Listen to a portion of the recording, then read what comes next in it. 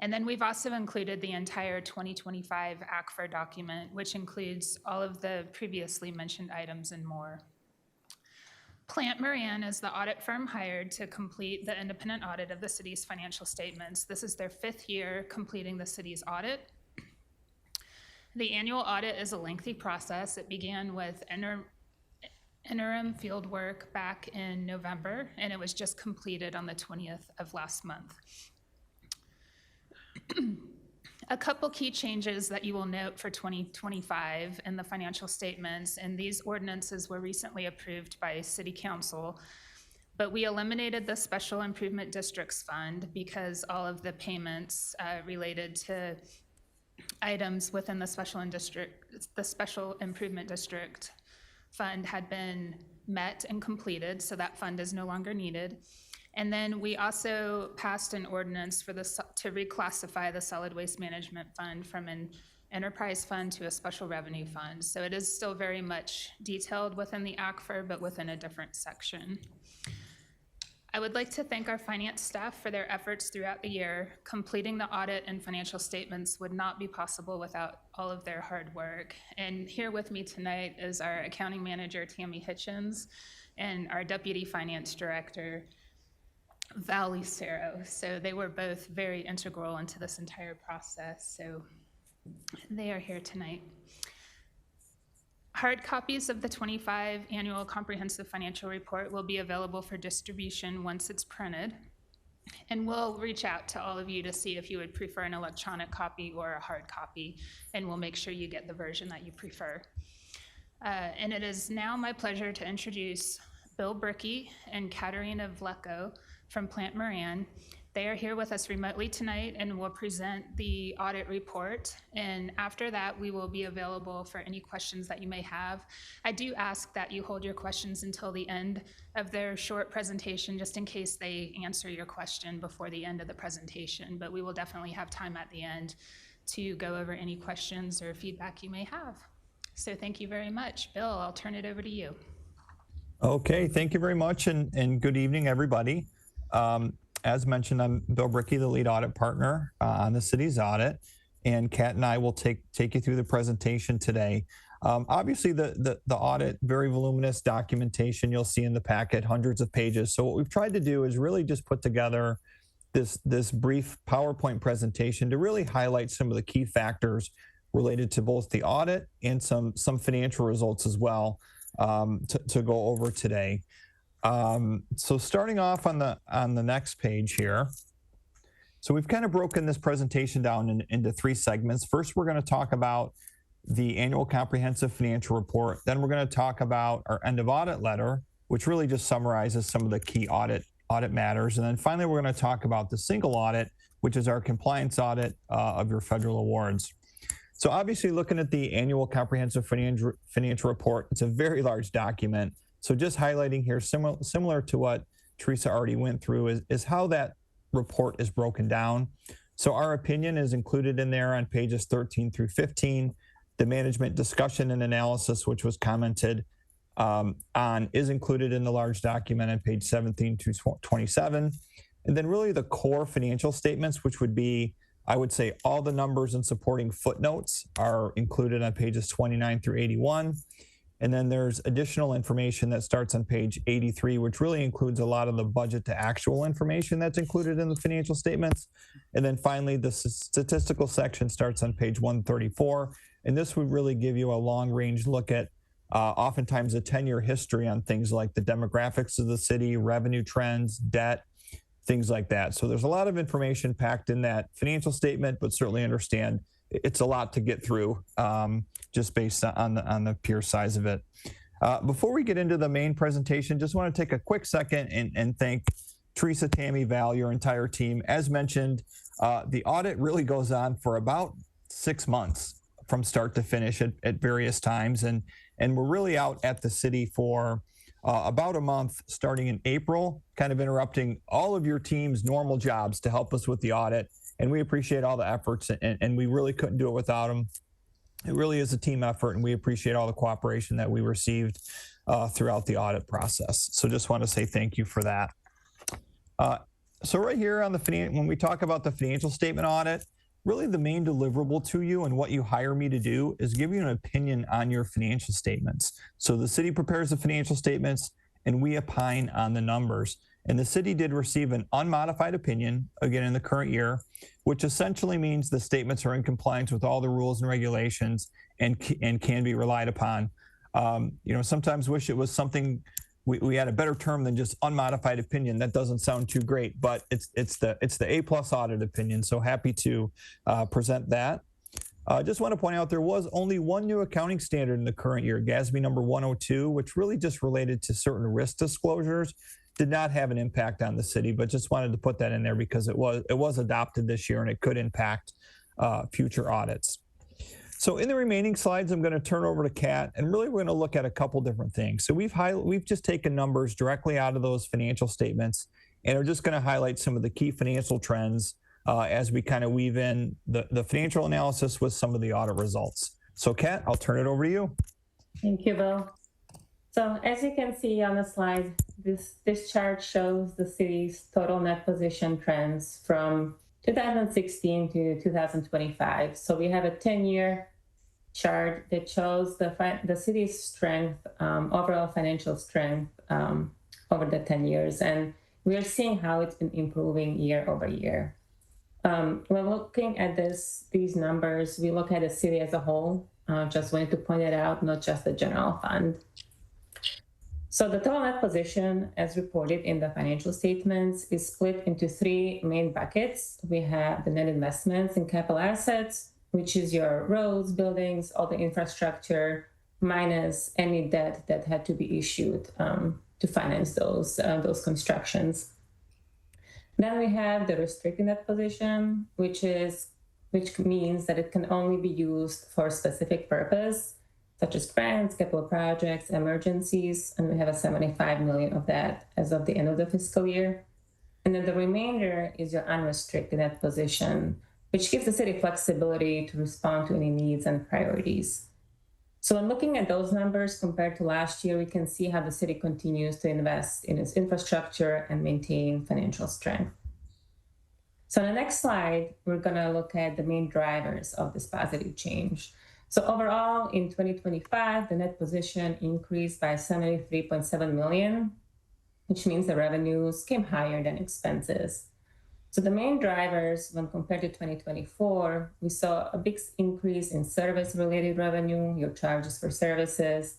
We had some healthy operating grants that increased 4 million from last year, as well as sales and use tax, which was the biggest driver of this change in the current year.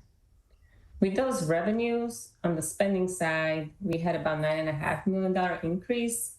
And those are really your core city services, your general government, your public safety, parks and recs, and they're really mainly payroll related. So overall, we see a healthy change from last year on the city side.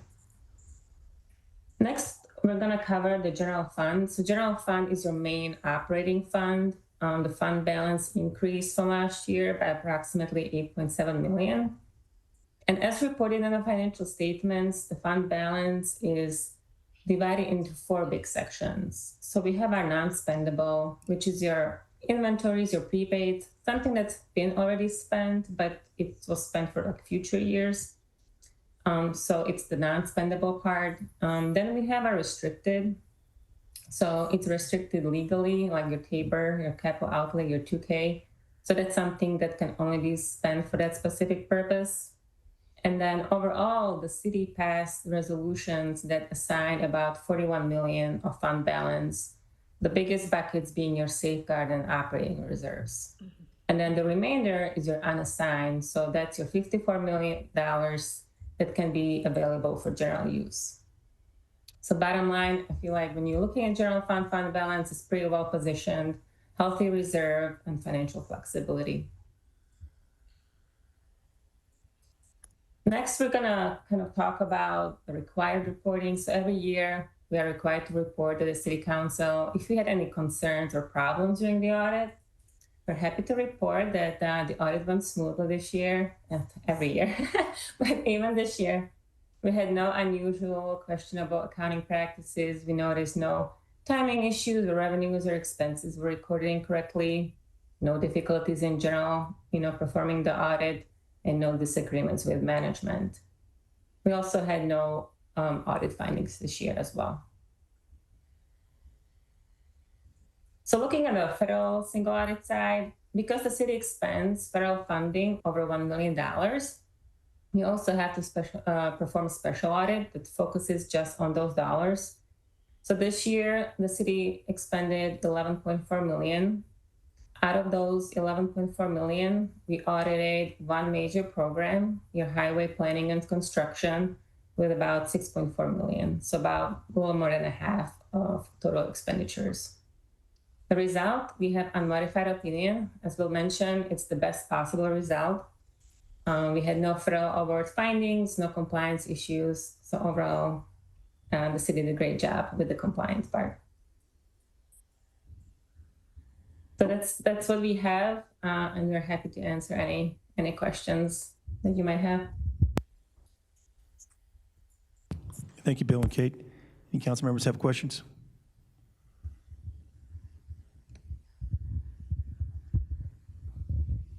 So you identified that there was something that changed.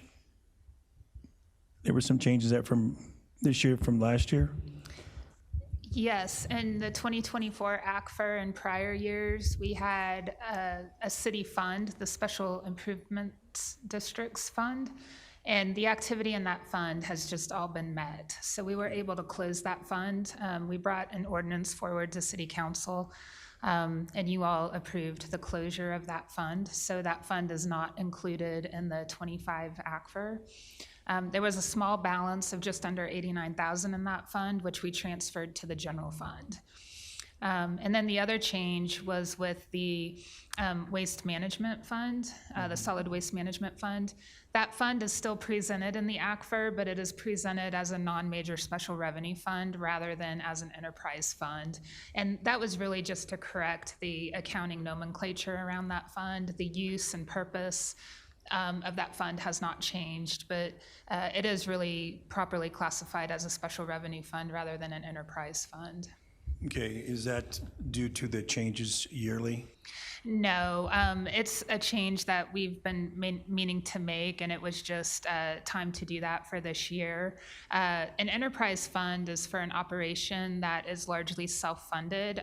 Enterprises cannot be subsidized more than 10%, and just the activity and the revenues that come into this fund are transferred to the capital expenditures fund for use on appropriate capital projects. And that information is presented to you when we discuss the draft CIP, and that will be coming up next month. But accounting-wise, the proper classification of this fund truly is as a special revenue fund, and we were just correcting that for the 25 ACFR moving forward. Okay, because I remember the golf course used to be under Correct. enterprise fund. Yeah, and that one we had to roll into the general fund prior to my tenure with the city, but it was because it was being subsidized more than 10% for the big reason, but that was collapsed into the general fund. Okay, thank you. Councilmember. Thank you. No questions, but more of just a comment and congratulations. When we often talk about budgets and we go through a budget cycle, we don't celebrate a clean audit as often as we should. When we hear things like we have a healthy reserve, we're well positioned, and then we're in the optimal position when we think about audits and unwarranted or unmodified opinion. Those are things that we should continue to elevate up, and I hope that we can share this out somehow to our community, because this is an important fact that we don't talk enough about, especially when we discuss things of a nature like when we make budgetary decisions and when we're sometimes in a silo. But looking at the longer picture and trusting you as the staff and team, it helps us as council say we're making financially prudent decisions. And so thank you Thank you. I appreciate that. And we work with communications once this is delivered to council to include mention of this in an upcoming connected version. And we've also included in the CM weekly report mention of the awards that we've received. GFOA has 3 possible awards that we can receive. One is for the ACFR, one is for the budget, and one is for the PAFR, which is a popular annual financial report. So it's a much smaller, user-friendly version of the ACFR that goes over some of the highlights that were discussed tonight. And then the past year, we've won all 3 of those awards. GFOA considers that to be a Triple Crown winner. And I forget the exact number. I was just looking at the list, but I can get that number for you. But we're one of just a few hundred. I want to say it was like around 400 in the nation.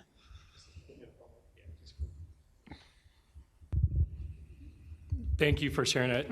A quick follow-up on the awards themselves. I would love for us to be able to showcase that. I think Sure. they probably go back to your office, but again, as people come into the Civic Center, it would be great to highlight these awards and show them, because it's not easy, as you know, it's not easy to get in a competitive space. And I think sometimes as we work and we live in this bubble, we don't appreciate excellence enough, right? And so I think we should highlight that a little bit more. Absolutely. And we will continue to strive to meet all the best practices out there from GFOA. So Thank you. Mayor Pro Tem? Thank you very much. I really can't improve on what Councilmember Duke said. I was going to say the same thing, but maybe not as articulately as he just did. So congratulations. Thank you. Sounded like a glowing report, no question about it. And congratulations on all the awards as well. I know that one of them I read is for the 38th year in a row for Congress that's City. this one for the ACFR. All righty, so that sounds good. And we have history for that in this very room who Absolutely. contributed to that over time as well. So We absolutely do. thank you to everyone, really appreciate it. And I agree with Councilmember Dukes to make it public so that people know that we're Thank strong you. in that finance arena. That's great. Thank you. Thank you. Councilmember Young? Well, I want to echo what Councilmember Dukes and Mayor Pro Tem Noble said, but really just to kind of take it a step more, it's really clear to me that it isn't just about making sure the numbers all line up, but there's a lot of requirements and policy and a lot of other additional knowledge that you have to make sure that the budget is accounted for in a legal way, right? And so I want to commend you and your team for really being diligent and understanding what the laws are, and making sure that the numbers are in the places that they're supposed to be. And as someone who just poured over my own budget for my job today, I certainly have a much deeper appreciation for the vastness of the work that you're required to stay on top of. So congratulations. Thank you really very have done a much. great job, and please pass my congratulations on to your team. I will. At the start of my career back in 1999, the hype was all about GASB 36. We are now up to GASB 107. Wow. We kind of wish they would take 2 GASBs away for everyone they approve, but that's not the way it works. Councilmember Trujillo? Thank you, Mayor. Not a question, just another statement, and just kudos to you and your team. I mean, and thank you to Plant Morant as well for your thorough work on the audit. I think the results just speak to our strength and stability here in Commerce City, and the fact that our net position increased by $73.7 million in 2025 is a really good sign of sound fiscal management and long-term financial planning.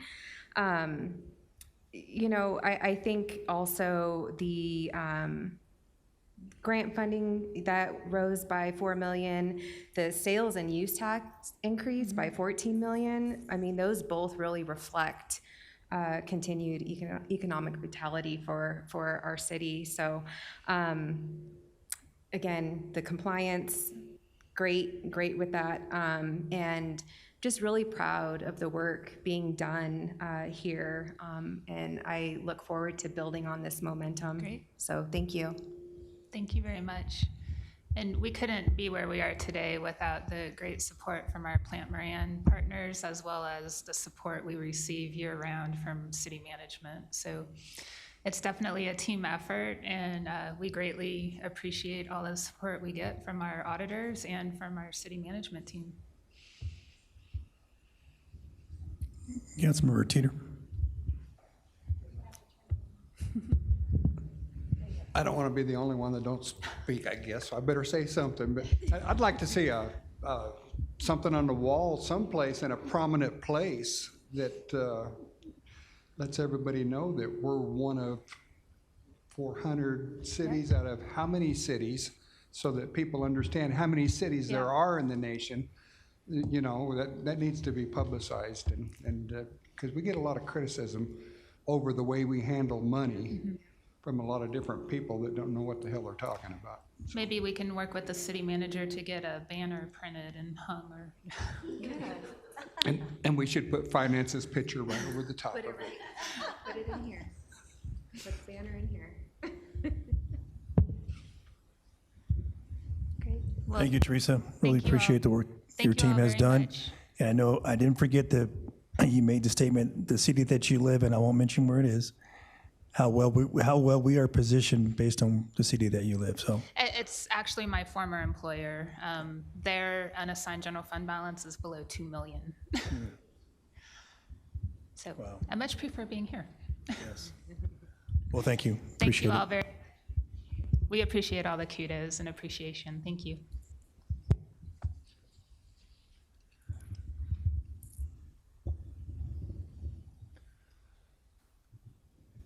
All right, we'll move on to 2026 Land Development Code Motor and Green Court Standards. So I'll invite Community Director Michael Sutherland forward to introduce this item tonight.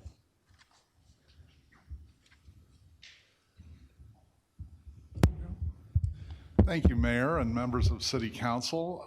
Again, my name is Mike Sutherland. I'm the Director of Community Development, and I just wanted to give a brief preamble tonight. I am here with Heather Vidlock, the Deputy Director, and Sungwon Han, our Senior Planner, who will do the bulk of the presentation tonight.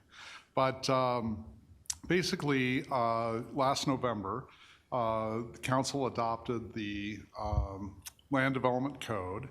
And during that process, there were some concerns raised about motor courts and our motor court regulations.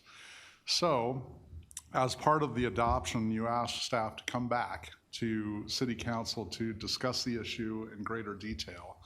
And what I would say is that we have yet to fully adopt the implement the 2025 Land Development Code. It will be implemented when we rezone the city in the legislative rezoning, hopefully later this year or at the very worst early next year.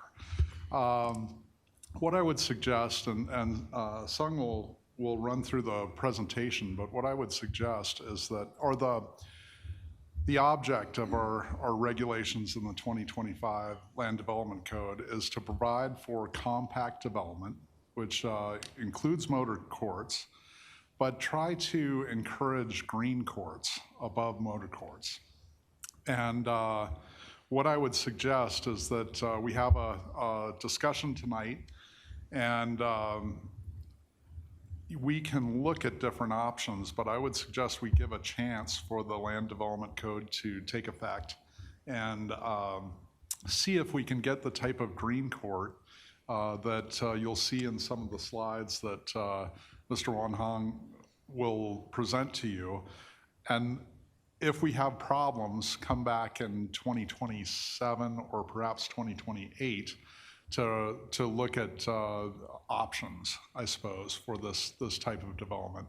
We have talked with a prominent developer of motor courts in order to prepare for this meeting tonight, and also their consultant. and Sung will go over all the information. But with that, I will turn it over to Mr. Wong Hong, and he can do justice to the presentation. Cool. Thanks, Mike. So just to reiterate, at the time of the adoption of the 2025 Land Development Code, Council kind of made a stipulation for us to return to look at 3 particular comments related to motor courts and green courts through a council study session. And so we'll walk through each of those comments specifically in greater detail in the next few slides. But in short, they're summarized in the bottom 3 bullets here on this slide. The first comment was particularly around our minimum driveway length requirement that's been adopted as part of the code. The second is about the motor court shared access configuration, which will make more sense in the next slide. And the third is a minimum building separation requirement associated with the green courts. And those points should be articulated in greater detail by the stakeholder in an exhibit that we provided to you all for this study session.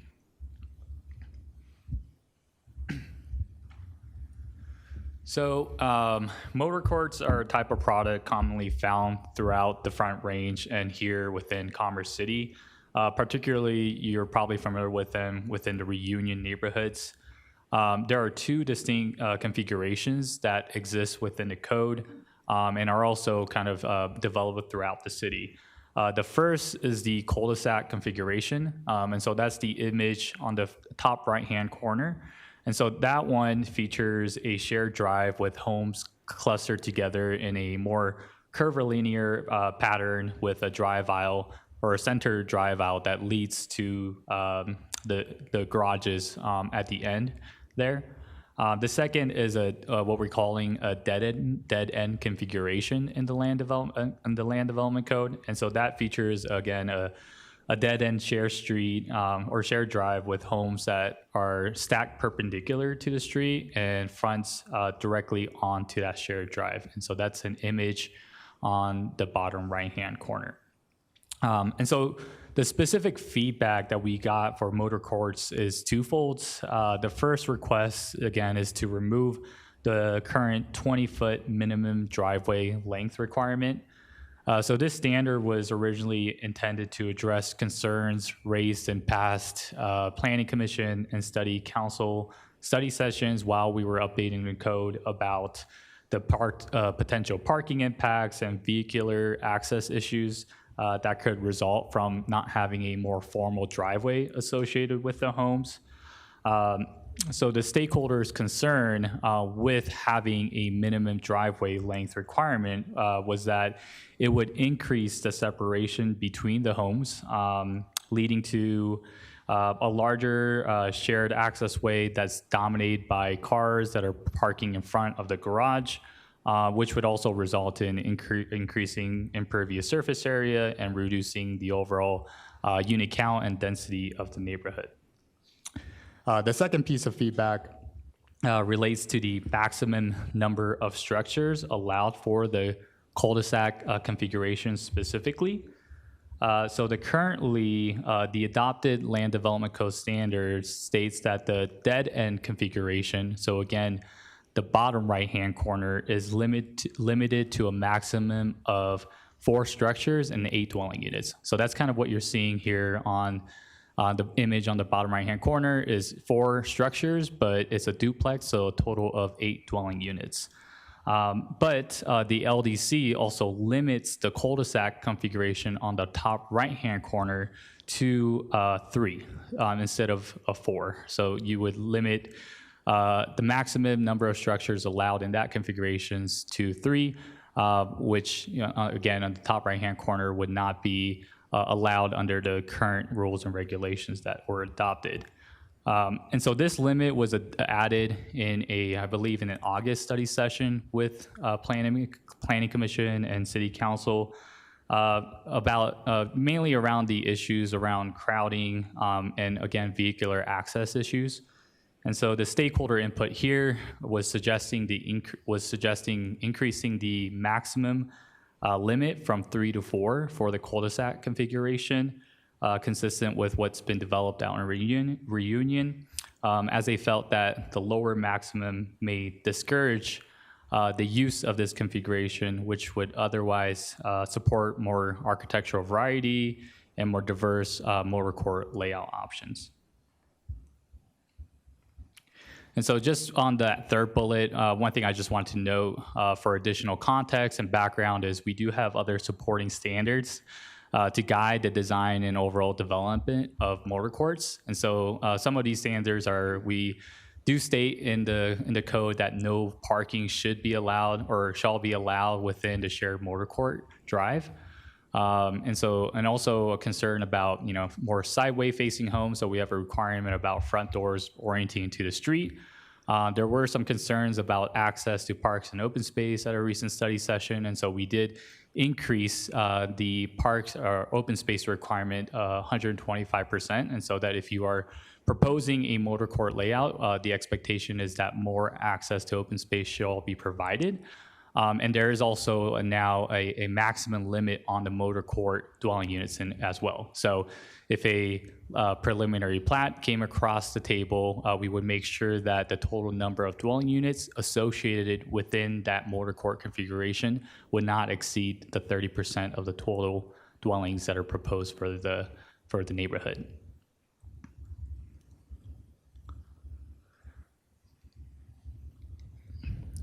So moving on to Green Court homes, there's only one particular comment associated with the Green Court home configuration. And so stepping back, a Green Court is a cluster of homes around a shared open space.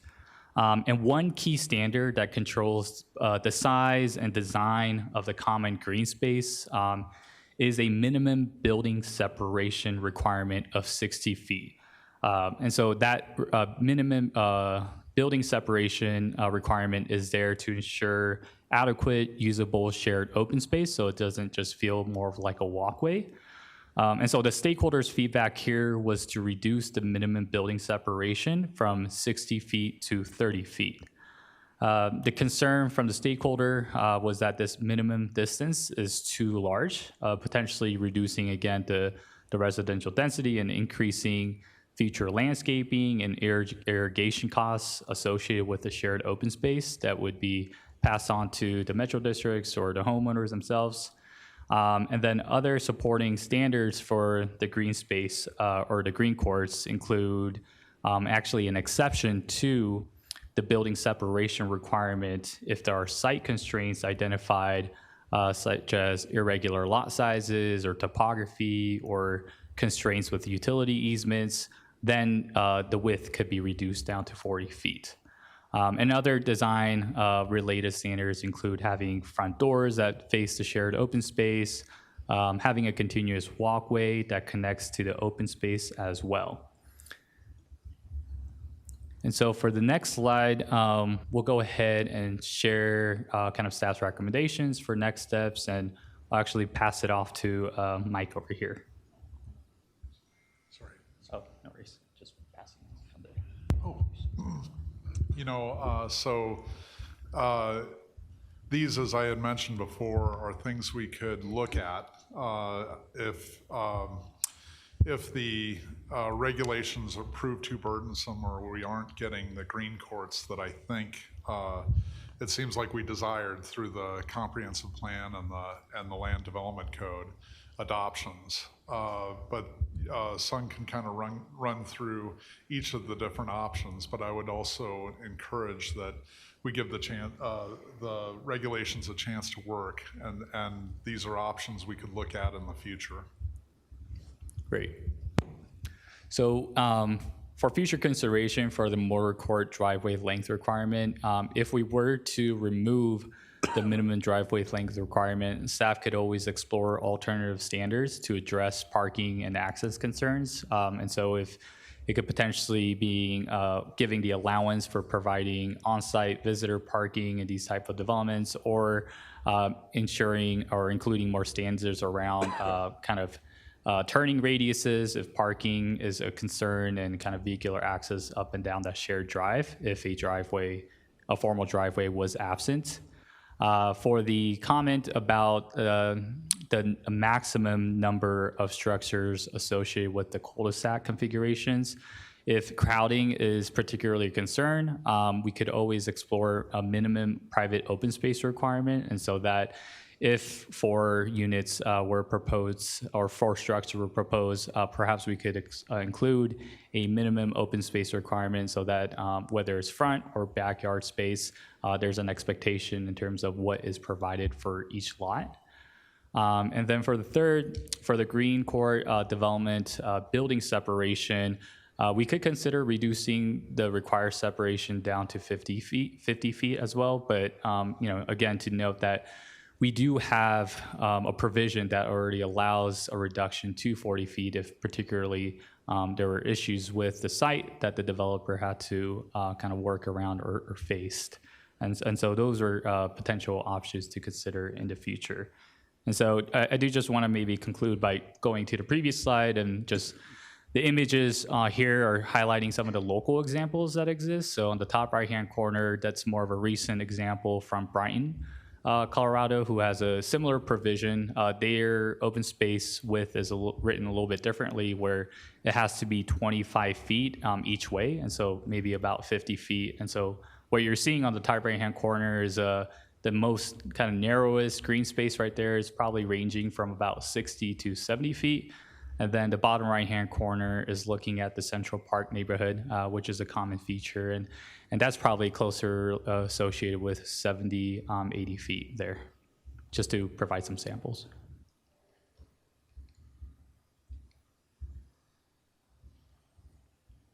Then, happy to answer any questions and discuss next steps. And I'll let Mike kind of help facilitate as well. Okay, thank you. And council members have questions?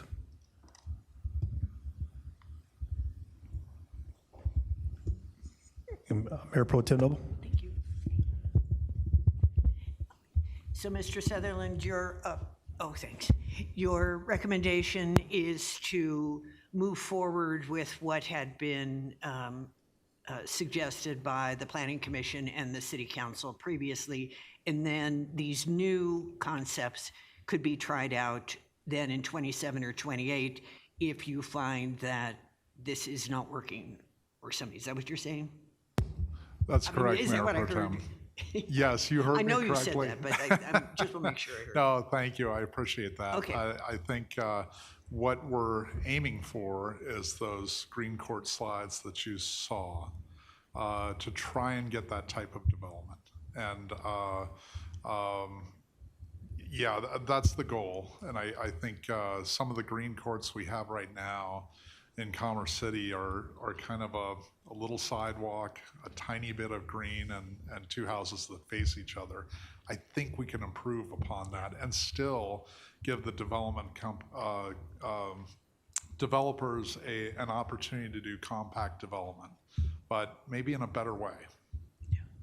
Well, it looks beautiful in the diagram, so I would be eager to see that kind of development occur in the Northeast. Thank you so much. Okay, Councilmember Guardiola? Thank you, Mayor. Again, thank you for the presentation and all the information.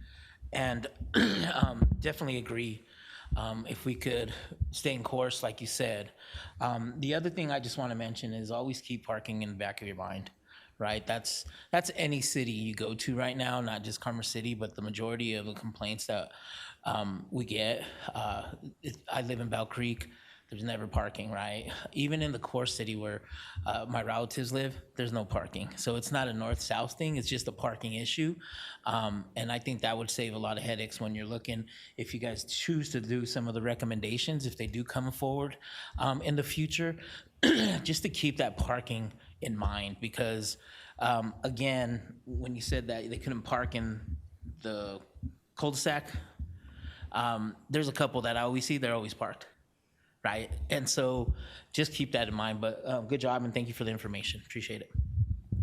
Okay, Councilmember Dukes, and then Councilmember Trujillo. Thank you, Mayor. Thank you for the work you've been able to do here. My question is just around what are the trade-offs if we go towards this direction? I like the aesthetics. I think it makes sense when we think about LDC. But what are the consequences if we move in this direction? Will it slow growth? Will it deter folks from wanting to build? What are some of the trade-offs that you see? Thank you, Councilmember Dukes. I think the trade-off, regulations can be imperfect, as you all know, as we've experienced. We don't want to discourage compact development, so we need to keep a very careful eye on this subject. We want to, I think that's the trade-off. If the regulations aren't right, we may discourage compact development, which we need to correct very quickly. And that leads to some of the consequences of that, of course, are higher home prices, which I think compact development really is aimed toward lowering home prices. And I'd love to see green courts or motor courts throughout the city. They're a great form of development, so we don't want to discourage those at all, but would like to see if we can get more substantial green courts. And as you said, the aesthetic is, I think, good. The functionality of the green courts is important. If we have motor courts, and we'll probably get more motor courts, I suspect, we'd like to see those a little bit more reserved. I think they're limited to 30% of the subdivision at a maximum. So yeah, does that answer your question? Yeah, that does. And my second part to that is, you're able to articulate the trade-offs, like higher home prices, maybe less encouraging of compact. When you think about pivoting, do we have to wait till 2027, 2028? Or can you talk to your process to say, this is how we know we're going to make a pivot or a change in direction? Certainly. So I think as we implement the 2025 code, it'll be an opportunity for developers to work with our current regulations and see if they can get a creative solution to the compact home issue. And if we're not seeing that, we can bring that to your attention right away and say, gee, we have tried this. We don't seem to be getting the product that we envisioned. We could set another study session with City Council with the manager's permission and get that to you sooner if we need to. But it's definitely something we need to keep an eye on.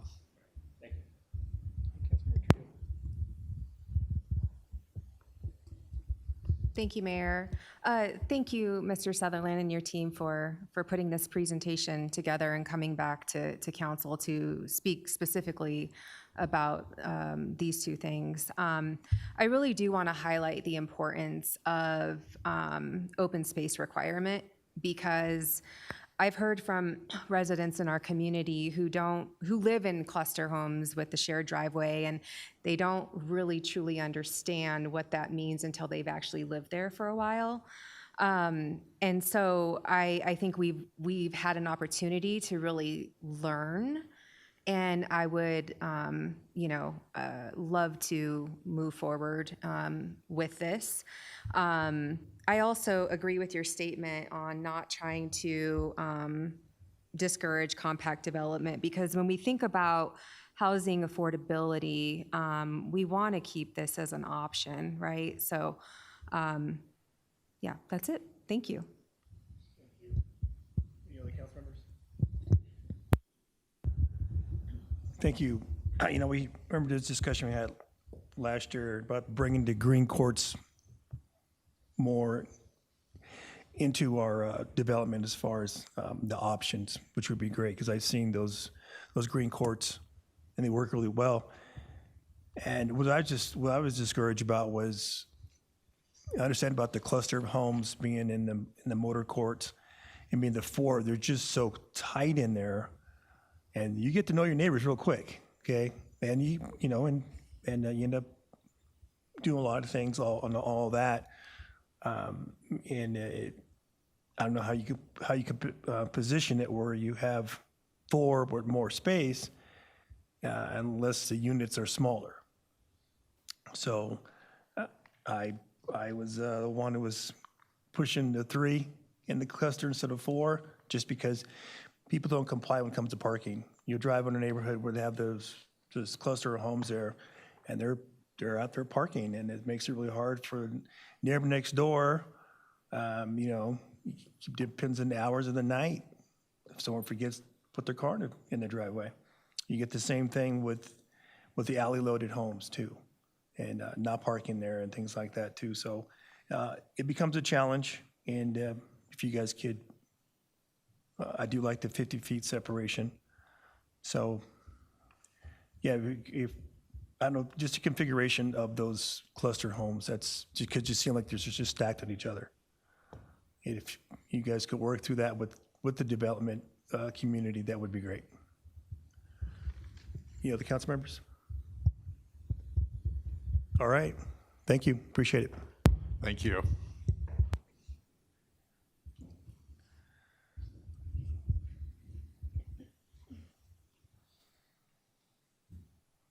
Okay, charter revision, charter changes. Steve Ruger, city clerk, is gonna do the presentation on this. Dylan, how are you doing? All right.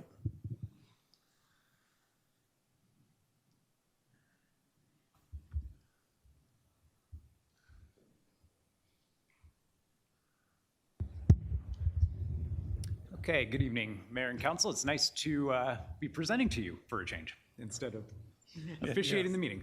So tonight we're here to talk about charter amendments. So first and foremost, I want to start by acknowledging the people sitting next to me. So Dylan, Quali, Lee, they're just a small fraction of the team that's been working on this, but these have kind of really been the key players in coordinating. So I'm going to go through a presentation, and we can talk about the history, where we're at, and give you a list of suggested changes as well. So we will start by history of the Commerce City Charter. Steve, could you bring the mic a little closer to you? We'd appreciate it. Thank you. Yeah, thank you for letting me know that. Okay, so here's our agenda for today. History of the Commerce City Charter, staff recommended amendments, City Council requested amendments. You know, we've had a few conversations with you all already. Our project timeline, and then an opportunity for discussion. So we'll start with the history of the charter. So charter has been amended 6 times since 1970. A lot of the core 1970 charter still remains, which is a problem because a lot has changed, you know, since the early 1970s.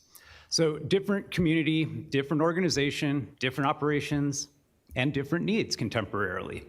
So pain points due to antiquated language, and we have contracts, land use cases, oaths of office, et cetera. Those are just some of the things we've highlighted that are of concern. So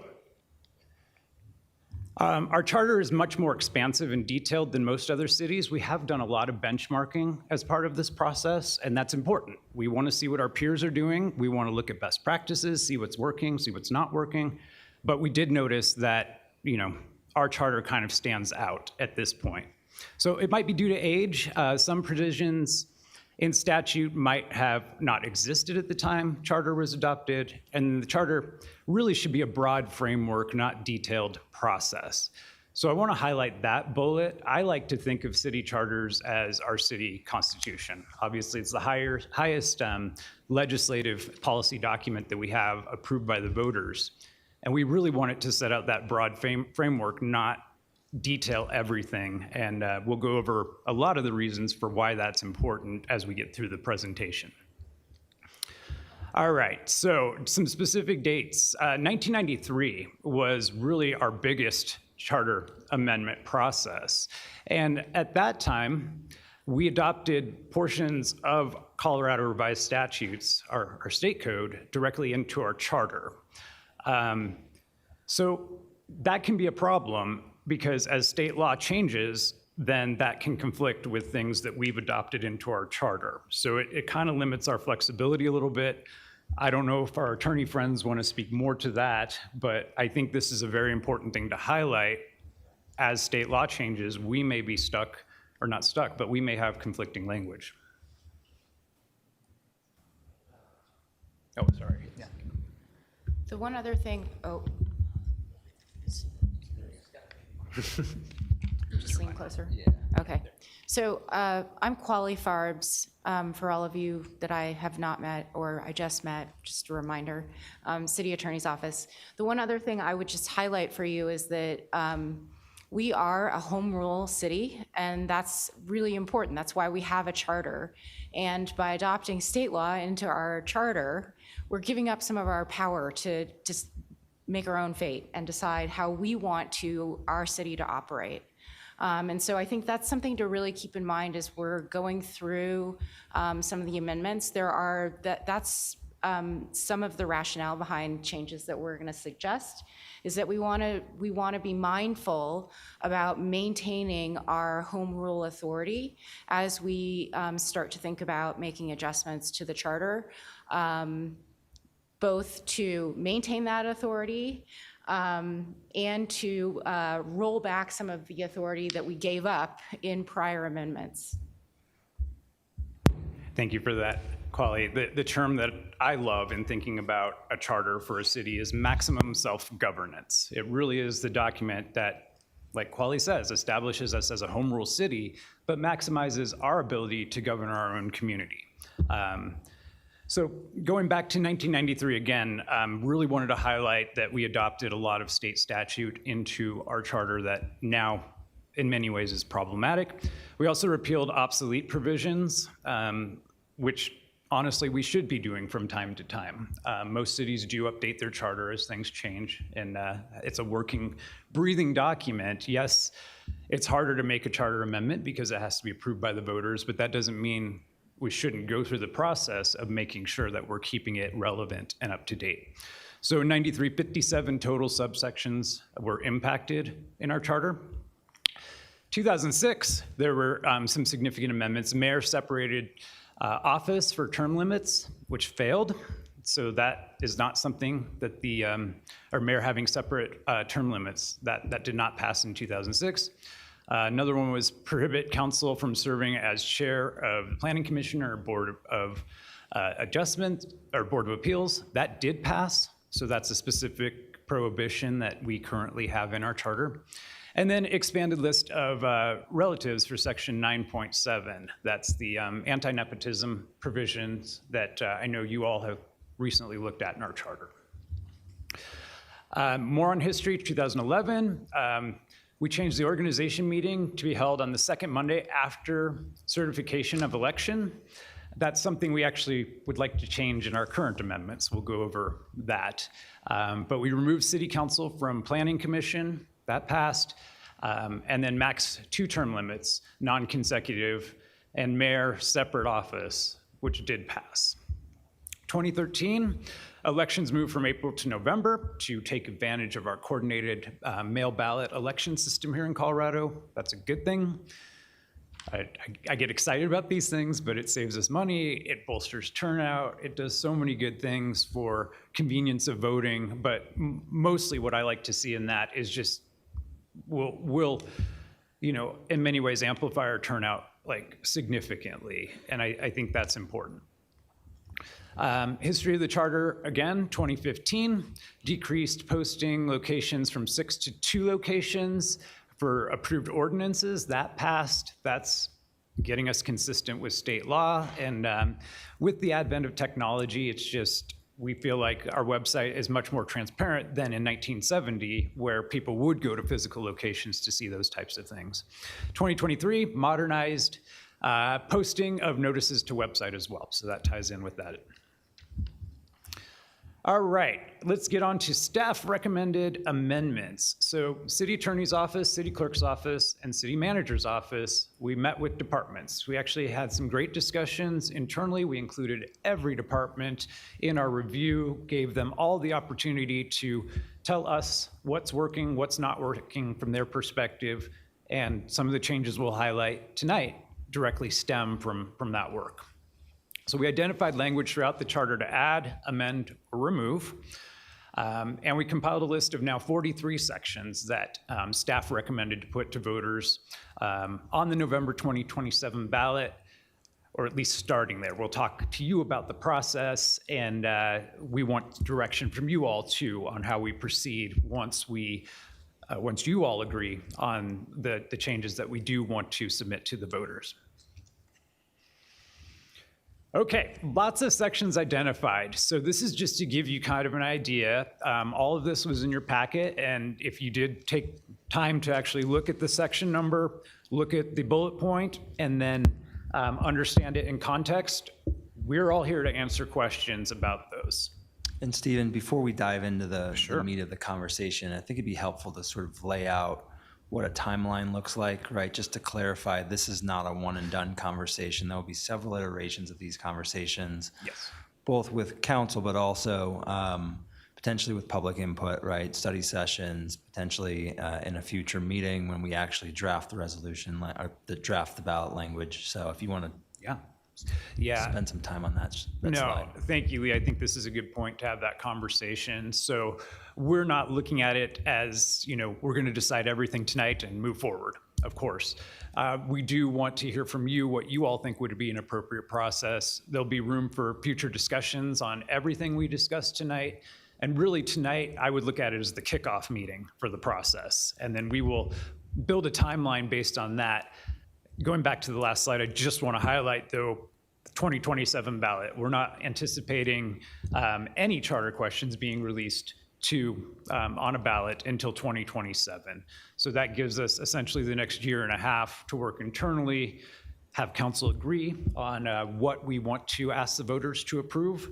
And I think Lee makes a good point about public involvement as well. This is the public's document. They'll be the ones voting on it. And so we definitely want to come up with those processes and procedures to be transparent with our public and get their feedback.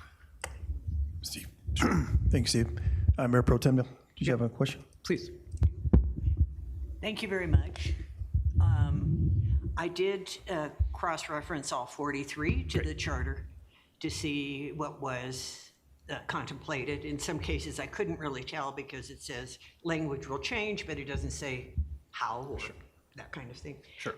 I did see 3 categories of discussion.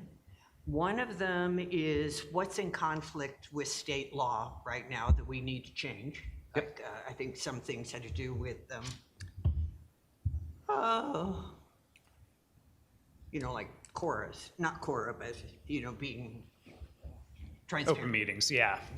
Okay, so that would be one category, changing those. The second category would be sort of the pro forma things that you want changed that are departmental, zoning, that kind of stuff. I felt I didn't have the expertise, and that if the director of the department said this is something they wanted, then okay, that seemed to make sense if it was necessary. I mean, are these really necessary? Sure. And then the third area is, and that I think is the most important for me, are the more controversial items. And I count at least 6 or 7 of those that deserve council discussion and debate before we make any decisions about anything. And thank you for that. I mean, we'll begin taking notes as early as tonight of those items that you would like more discussion on. And then absolutely, we'll bring back whatever council wants for a more robust discussion. And in some cases, I would imagine some debate too. You want me to go, I'll list my more controversial ones. Well, let's get through the presentation, but then absolutely, Mayor Pro Tem, you certainly sorry can. about that. No, you're good. You're right, I am ahead of things. You are. This is only the first page, the first slide with the sections. Exactly. We have a little bit more to go, but then you have 40, you. absolutely, we want to have that that's input. Right, 35 more. I would like to just point out something, though, that you brought up, Mayor Pro Tem, that I think is a really important point. And for some of the items in our discussions with staff, let's say particularly land use items, the recommendation falls under the category of removing from the charter, but establishing in the municipal code. And the reason that's important is because obviously charter has to be approved, amended by the voters.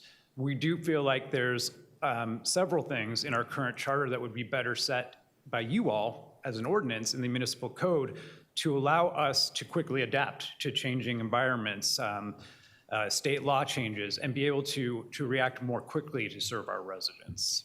City Clerk Kruger, then could you clarify for me how you want to do this? Are you going to do it slide by slide, and do we have a question about that particular slide? Is that what you're suggesting? Sure. No, I just wanted to kind of point out, based on your comment on the categories that we have, just that is one of the important considerations as far as when staff went through to do their analysis. But I'll finish the presentation, and then we can certainly get more into the weeds.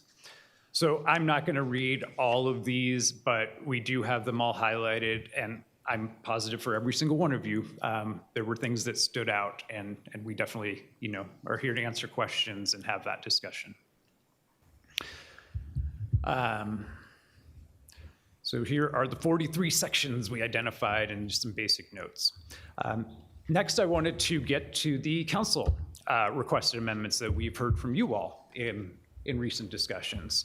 So first one, anti-nepotism, section 9.7. And the ask is to remove council members' family members from the list of relatives that cannot be appointed on a board or commission. Again, that's a discussion we're looking forward to hearing from you.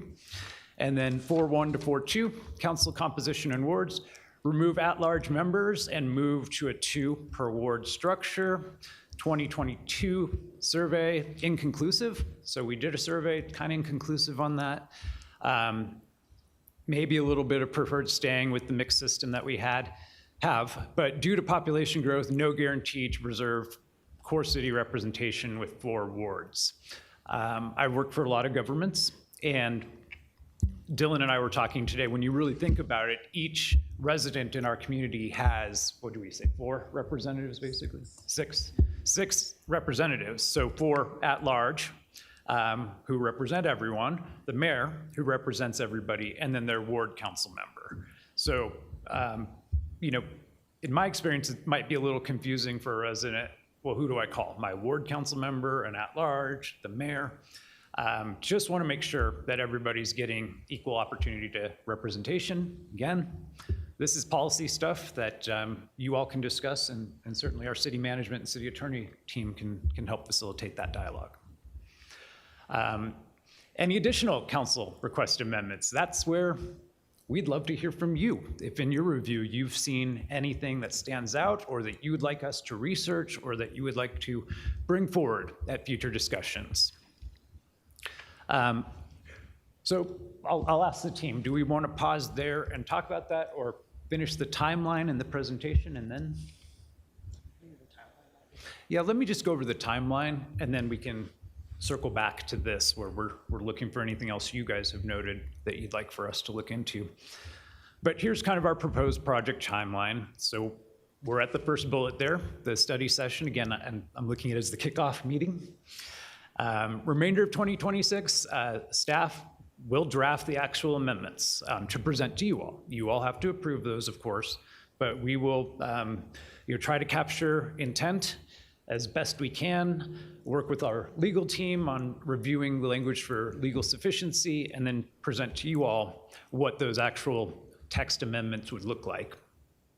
Late 2026, early 2027, we'd like to budget in time to reach out to our boards and commissions. Once we have our proposed changes, we all feel it's important to get their perspective and their feedback as representatives who advise you.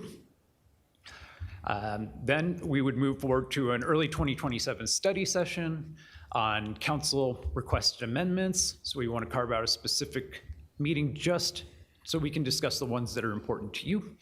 June 2027, a study session on all finalized language for charter amendments. July 2027 is when we get into the business of placing any questions on the ballot. So These next ones are kind of about that process, but we would adopt by ordinance, the language that you all will present to the voters in November 2027. I'll certify the ballot in September 2027, and then in November, we'll have our election. So in December, we'll have our approved charter amendments sent to our codifier to make sure that anything that the voters do pass, we have codified into our charter and that it's there in black and white for everyone to see.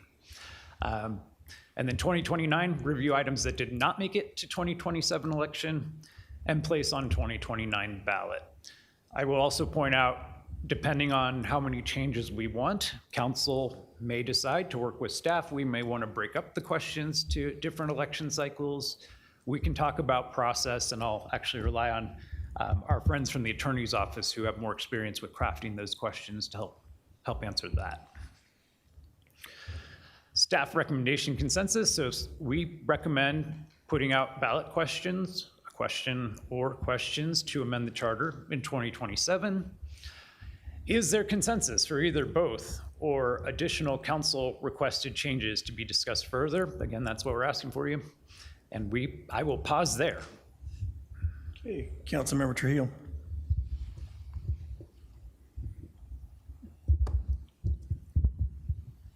Thank you, Mayor. Thank you for putting this together. I know we have a few more slides to go, but going back to slide 15, Sure. I'd like to formally put in a request to consider an additional amendment for a provision prohibiting 2 members of the same immediate family from serving on council. This came up quite a bit while I was out campaigning, and our residents felt very strongly about this. This kind of a nepotism safeguard really helps protect public trust and independence and impartiality in council making decisions. So would love to put that on as an additional request. I do like the idea of holding study sessions to talk about maybe a list of some of these requested amendments. And I think otherwise the proposed timeline looks great. So thank you again. Thank you, Councilmember.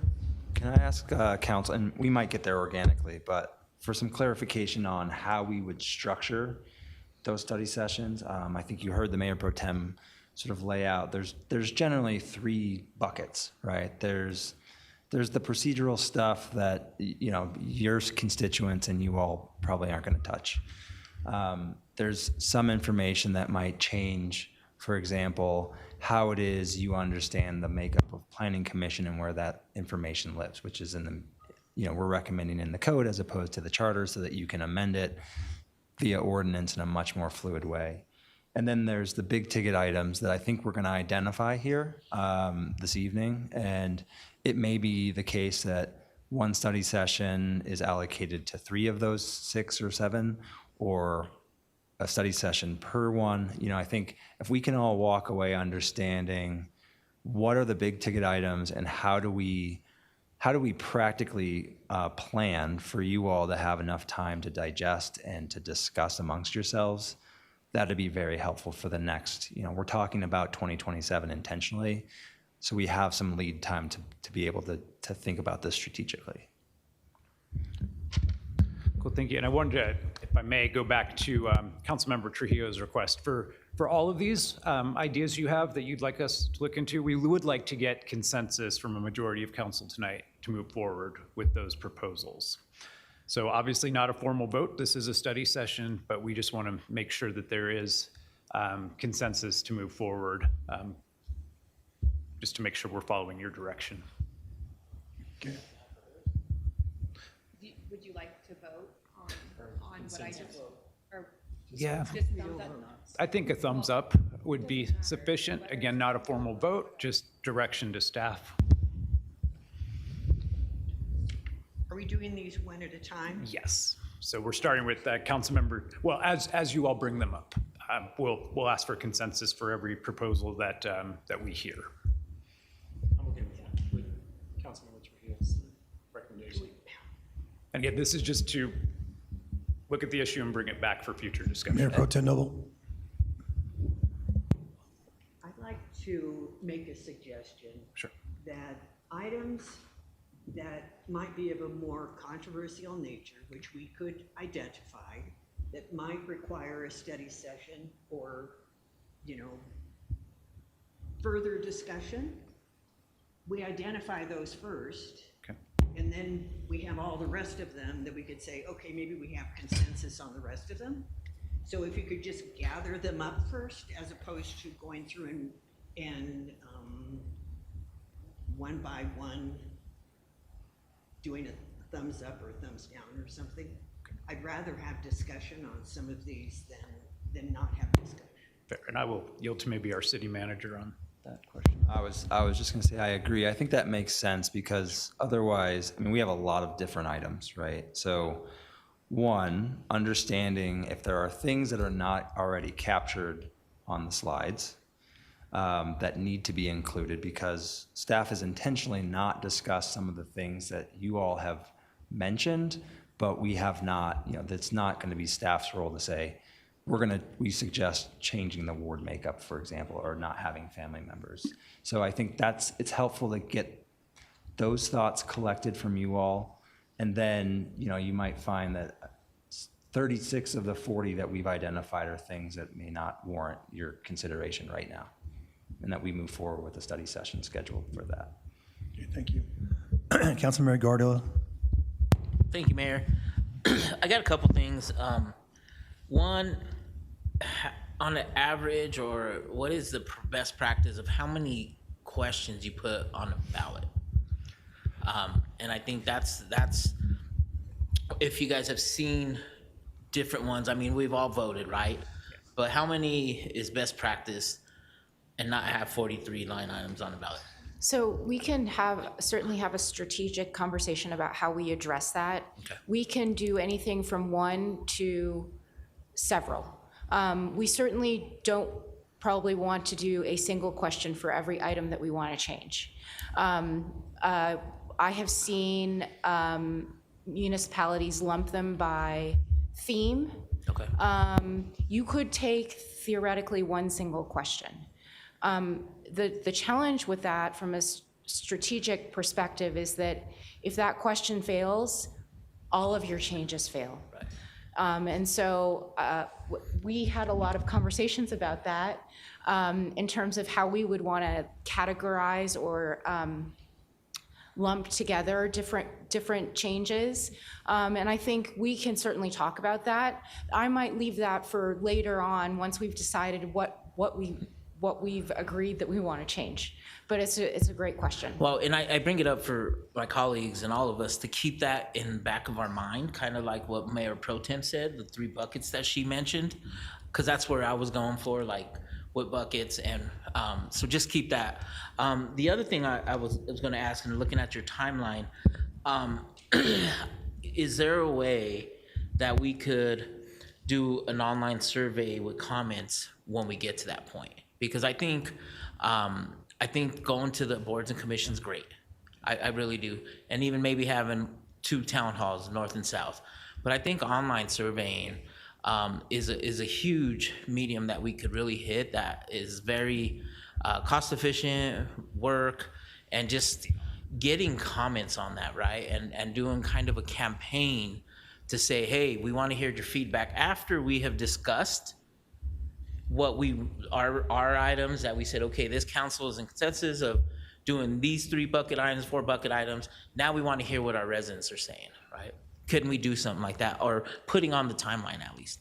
Yeah, thank you, Councilmember Guardiola. Dylan Gibson, Assistant City Manager. I'm going to plug my good buddy Keith Morey and Courtney Brown's new Zen City system, right? That allows the online surveying, getting all that feedback, so we can definitely utilize the city's, that wonderful new platform that we've recently used. I believe we're also using it for the city's strategic plan, so it's a perfect opportunity to use that. Okay, and I just wanted to put it again out there, because I didn't see it anywhere. I didn't see any town halls either. Yeah. But just wanted to throw it out there. Yep, thank you. Thank you. Councilmember Dukes. Thank you, Mayor. I like the ideas that were presented, thinking about how we have the 3 buckets and being able to talk through the technical challenges or technical changes. And it'll be great as we communicate that to our community, like these are technical in nature, these are departmental in nature, and these are more philosophical in nature. I think, and I do agree with Councilmember Trujillo's recommendation, I just wanted to put that out there, is that would probably go in the philosophical in nature charter change. So I'm in consent with that part of adding that as we need. Thank you. Yeah, I think it's a good suggestion to have the discussion with you all. But we do want to get some semblance of consensus on how you'd like us to move forward. But I think it's a good idea to have that discussion and then look at them as a whole. Yeah, Mayor Pro Tem. Mayor Pro Tem Noble. Thank you again. Some of these just say amend language. So I don't really quite know what to do about that. You know, I did read the charter language, but I wasn't sure what it was being amended to. Yeah. So that makes the technical, and I would consider that probably a technical one. But on the other hand, I'd kind of like to know what it is we're asking them to change. This is the charter. It's not just council policies or something that can change on whim. This is a pretty big deal when you go about changing the charter. It is a great question, Mayor Pro Tem, and staff is actively working on, looking at those items where we did get feedback that there was a problem and putting that into, a substantive change that you all will absolutely have the opportunity to review. Okay. So anything without an explanation. It's forthcoming. Yeah. The first 4, 3.1, 4.3, 4.4, and 4.5. I would like to have something that I would consider would be worth discussion among everyone at some point, because I don't necessarily agree with the changes, and maybe there's subtle differences that could be made here. Sure. Also, 7.6. And also 8.7 about the municipal judge. Okay. We have had discussions about that, and so that isn't an automatic either. Fair. And then the nepotism boards and commissions, I'd add that. Okay. And then the city council makeup. And I want to be clear about this. When I brought it forward and did so also way back when, 4 years ago, I guess now, it is not my intention in any way, shape, or form to shorten anybody's term of office. I would see it taking effect at the end of 8 years, if you will, like 2033. So if we wound up doing that, then that would be when the change would come. But that's the kind of discussion that I think we need to have. And to do it here in this setting, it doesn't, at this moment, it seems to be really difficult in my mind. And otherwise, they're just sort of like whys and why are you doing this and what, that kind of thing. And the one thing that got left out that I thought has come up before in the charter is the fact that it's all written in he and him stuff. Yes. And it seemed to me that there must be a way to get away from gender, period. So, like you say, manning a table, you get rid of manning, you say staffing a table, that kind of thing. You just use genderless terms, city council member or mayor or whatever. And 100%. Yeah, Mayor Pro Tem, that is actually one of the big overarching items that we identified as well, and we couldn't agree more. We want to work with as gender neutral language as we can throughout the entire charter. Yeah, and then of course, including Councilmember Trujillo's suggestion as well as one of those for us to have a larger conversation about. Those are my suggestions. Thank you. And I don't know how people feel about that, but I think that they would be worth discussing. I'm not ready to say, personally, to say, go on those. But that's fair. And we're not looking for detailed analysis and figuring it all out tonight. Again, this is just the kickoff, initial feedback, initial impressions, and areas that you've noticed that you would like us to, put on our list and make sure that we bring those up in future conversations. I did want to make one point that I think is interesting as you all think through the process, and we work through that with you. To Councilmember Guardiola's question, in 1993, the 57 sections that were changed in our charter was done with 2 ballot questions. So it can be more of a one question prescribing a lot of changes.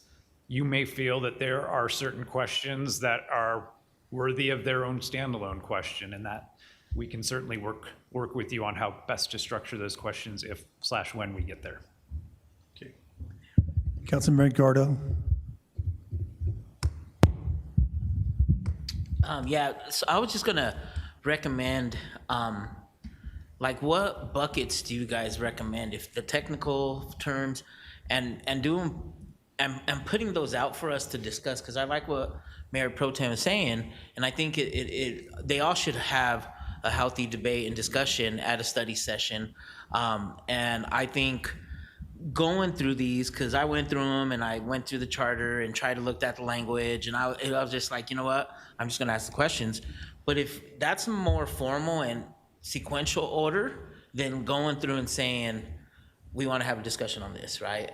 If you guys could put them in buckets, right? I think that would also help us in my brain saying, okay, what does this question look like on the ballot? What does this campaign look like when we want this to pass? What is this talking points when we want this to pass? And that's, because right now we're all over the place. I mean, and I know what you guys went down the number, right? And that's fine, but some folks don't work that way. So I was just doing a suggestion. I do agree with Mayor Pro Tem, the ones she wants to highlight, because I think those are going to be good debates and discussions, and there might be backstories to them and our own personal views and our own personal experience. But those are like the philosophical ones. And and thank you for pronouncing my name, Stephen. I love that. I saw that you tried, bro. I was like, he's like, wow. I was like, oh, hell yeah. So appreciate that. So I can sort of respond to that. I think Stephen sort of highlighted, we've spent a lot of time on this internally, and we've been very intentional of what we're sharing and not providing. In large part, for example, we did go through the exercise of trying to identify these are top priorities, medium priorities, and low priorities. And what we did not want to provide to you all is what we thought were the top priorities, medium priorities, and low priorities, because that might be perceived as we're picking and choosing. I think what is organically coming out of this conversation is there's actually probably 3 buckets.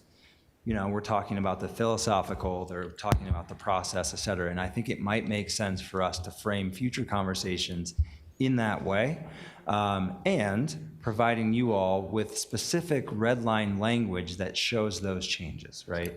A big reason for this evening's conversation is we did not want to spend 40, 80, 100 hours of staff time actually putting that language together.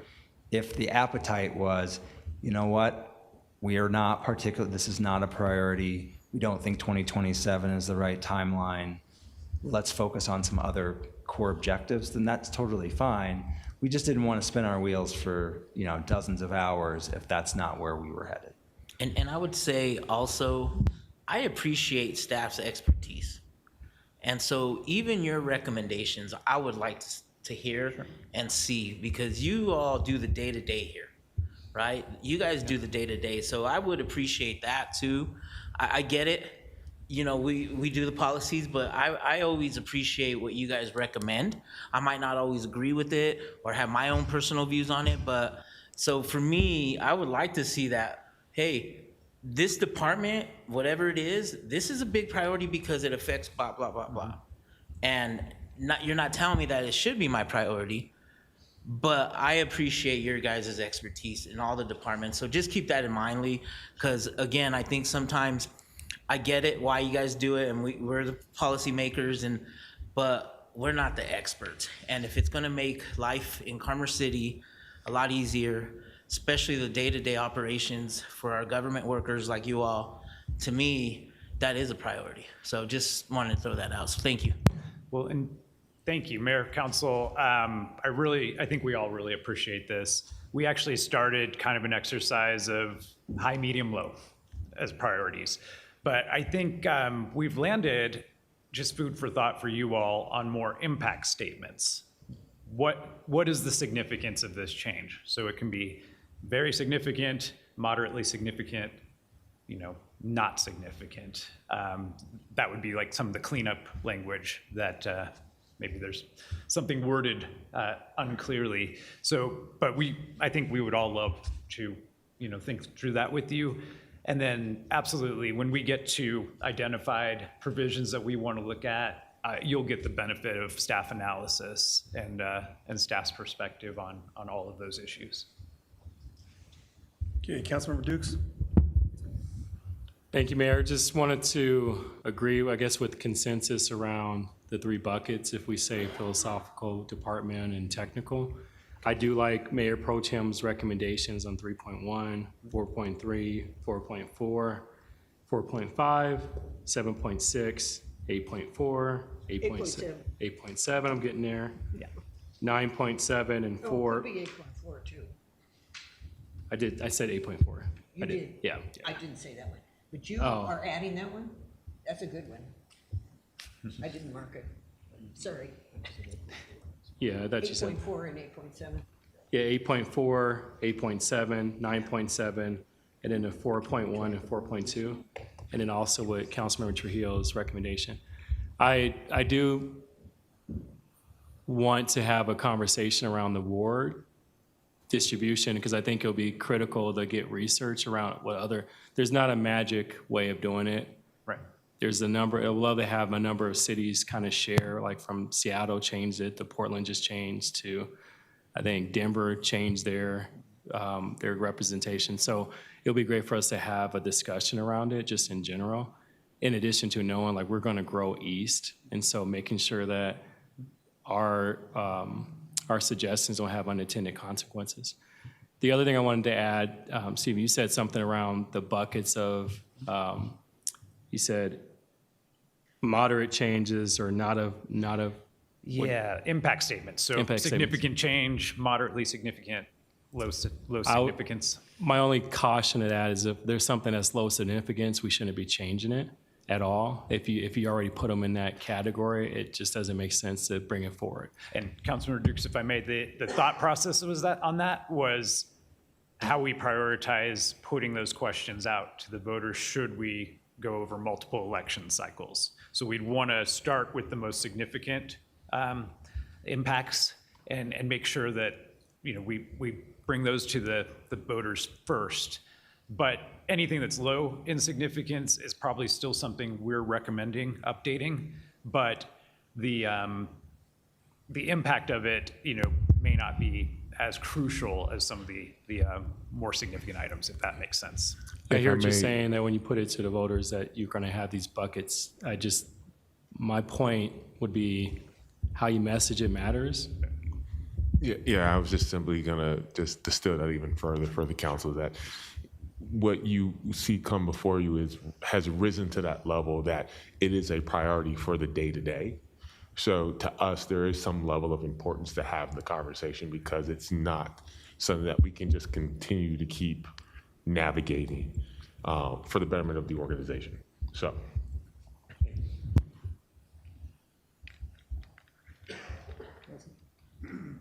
Councilmember Teeter or Young, did you guys have anything you want to add? No, I just wanted to, when we was talking about the relatives or being on the ballot, we need to be careful with that, because a lot of people have very large families. And what do you mean by relatives? Do you mean fathers and mothers and children and cousins and nephews? And I think that should be probably changed to household, because if it's household, it's pretty much catches it, because you get a lot of people never get married, but they live in the same household, for like their whole life, but they never get married. But so saying relatives, it should be household. But that's my opinion. Thank you. Councilmember Young, did you have?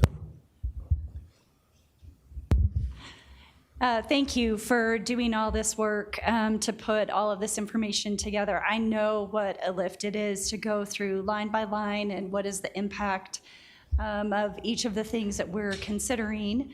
I do appreciate that you've kind of put it in terms of an impact statement, because there are things that are more urgent, as you've pointed out, and there may be things that are maybe feel a little more semantic, but it would help us to discuss and understand the difference between something that's semantics and something that's the semantics can really make a difference. So I agree with Councilmember Trujillo. I would like to have more discussion on what she brought up, and I also agree with Mayor Pro Tem Noble and some of the ones that she pointed out that seem to have more of an impact. So I support the timeline that you've laid out, and I also just want to reiterate that I trust you. I trust your legal expertise. I trust your experience working in the city and understanding some of the nuances that maybe we don't understand. So I also trust you to bring some of those nuances to us in a thoughtful way so that we can discuss, especially maybe some of the items that are a little more high impact, but also maybe have a higher emotional content to them. So thank you very much. I appreciate all the work that you're doing on this. Thanks, Councilmember Young. And I will say on that point, a lot of our energy was spent at looking what other cities do. And I think that that's important. We're not necessarily trying to, certainly we want to be unique, but we don't necessarily want to be that unique. So all of these things, we really want to kind of understand how our peers compare and bring that information to you as well. Okay, and to Councilmember Trujillo's point, I was previously on council for 2 terms, set up 4 because I lost the election for mayor. Asked my wife to run. I ran 3 times before I got on. She ran, she won. My decision to run for mayor was based on research, and there was nothing that was in our charter. And so, you know, the hard thing is getting elected. And so when I went out, I did have just a handful of people ask me, and my answer was I have to get elected, not appointed. And had that been on there, then I would have made that decision to run, but it wasn't there. And I was challenged, and I came out on top. So, and I do appreciate being in this position and having to serve, because it's not easy. So just because someone's the same household, you still have to serve, and that really, you have to bring your best forward. Put everything outside of what's happening here, because this is strictly city business. I don't have any problems with making those changes, but just want to make sure that you can hear from someone who went through that experience. It's not something that you think about every day. So, well, like I said, had that been on there, I wouldn't be here. So, thank you. Any other council members? Okay, so I had a question on this 3.1. Sure. Amendment to November of even numbered years increased voter turnout. Well, I know years ago when this was proposed, that came up to do exactly what's being done here, except that the reason why it was chosen to be odd years is because when it comes to municipal race, you're on the bottom. You got to fill all those things out, federal, state. There could be ballot questions. You may have questions from the state, taxing authorities, all kinds of different things. So that's why it was, to me, I would like to keep it as what it is now, odd numbers, not even, because I think we stand a better chance of focusing on on our council and not everybody else. So that's my thought process in 3.1. Thank you for that, Mayor. Yeah, I think we'll see on a lot of these, there's pros and cons. And this is the type of analysis and perspective that is really helpful, I think, not just us, but to the council as a whole. And then 4.3, amending organization meeting, the first Monday in January. Yes. I know there's other, what did you find when you did their research? I know Brighton does that. What other cities within the major metropolitan area, when they're elected in November, they wait until this January to change? Yeah, I can certainly answer that in this. Okay. I think the general thought on this is just, someone's still completing their current term that goes through December 31st. So having an organizational meeting and swearing in new people before that term's ended might shortchange a current council member by a week or two. So this just aligns it with our terms of office. Okay. Because right now it's what, the second week in December, so waiting 2 more weeks. I really gonna hurt anything, I understand. I know prior I've been where it was the next regular, after you were elected, the next regular meeting, you were appointed, you were sworn in. Thanks for the question, Mayor. One thing that we've experienced on the administrative side, and I know Annette and I have scrambled over the last 5-6 years on, once you all are elected, we've got to start setting up email accounts, getting laptops ordered, all of the administrative stuff that it takes to get you all prepared. And when we only have 2 Mondays after the election certified, it's hard for us to get all your necessary equipment and information, do all that training. So if we moved it to where it's a consistent Monday rather than a floating date, depending on the work that the county does, we're better able to serve you all and make sure that your onboarding experience is much more smooth, as well as providing some early training as well on those available Mondays and weekends before you're even taking office. That way, you're not elected and then learning as you go. You have all the information that you need prior to being sworn in and taking your first official actions as council member. So that is, on the administrative side, a recommended change for us to make sure that your process is smooth, and also that we've got a little bit of breathing room and grace as we get you all ready for your first term and first council meeting. Okay. And when's the next discussion on this? So I have the calendar up still. And so we would contemplate remainder of 2026. This is where staff will go through the tedious effort, working with our attorneys, of actually putting the red lines together on the ballot questions. I would love, and I won't speak for the team or the city manager, but I would love to revisit this with you all sometime in the fall, or obviously before the end of the year. I don't know if there's other thoughts. Okay. Yeah, I think that the next step is council's going to need to see some red line language that sees what the actual changes look like. I think we can make our best attempt of putting those into the 3 buckets, right? And we might miss the mark. We might be, some of those items are big issues that need to be discussed and may warrant their own study session or half of a study session. But at least we can make the attempt of saying, from what we've heard this evening, you've highlighted a handful. Those are not gloss over items. Those are items that warrant conversation and consideration. And if I were one of you, I would want to see what that language looks like to inform my decision on whether I want to move forward with it. So to answer your question more directly, Mayor, I think what I see is we would have at least one more meeting on this year, probably 2, where we actually provide you some red line language in the 3 buckets, and then we form a plan of attack on the big ticket items, because those are going to be much more deliberative. Okay. I know you said that there was discussion among council members, some about where we're at today. When were those discussions taken? I think I don't want to speak for you. I think he's referring to the notice council business item that moved this here. Yes. Right. Sorry. Thank you for clarifying that, Mayor. That's what I was referring to, that we have, heard directly from you all that there were some thoughts. Okay. Yeah, that's what I thought. Thank you. Mayor Pro Tem Trujillo, and then Guardiola. No, me. Me? Okay, thank you.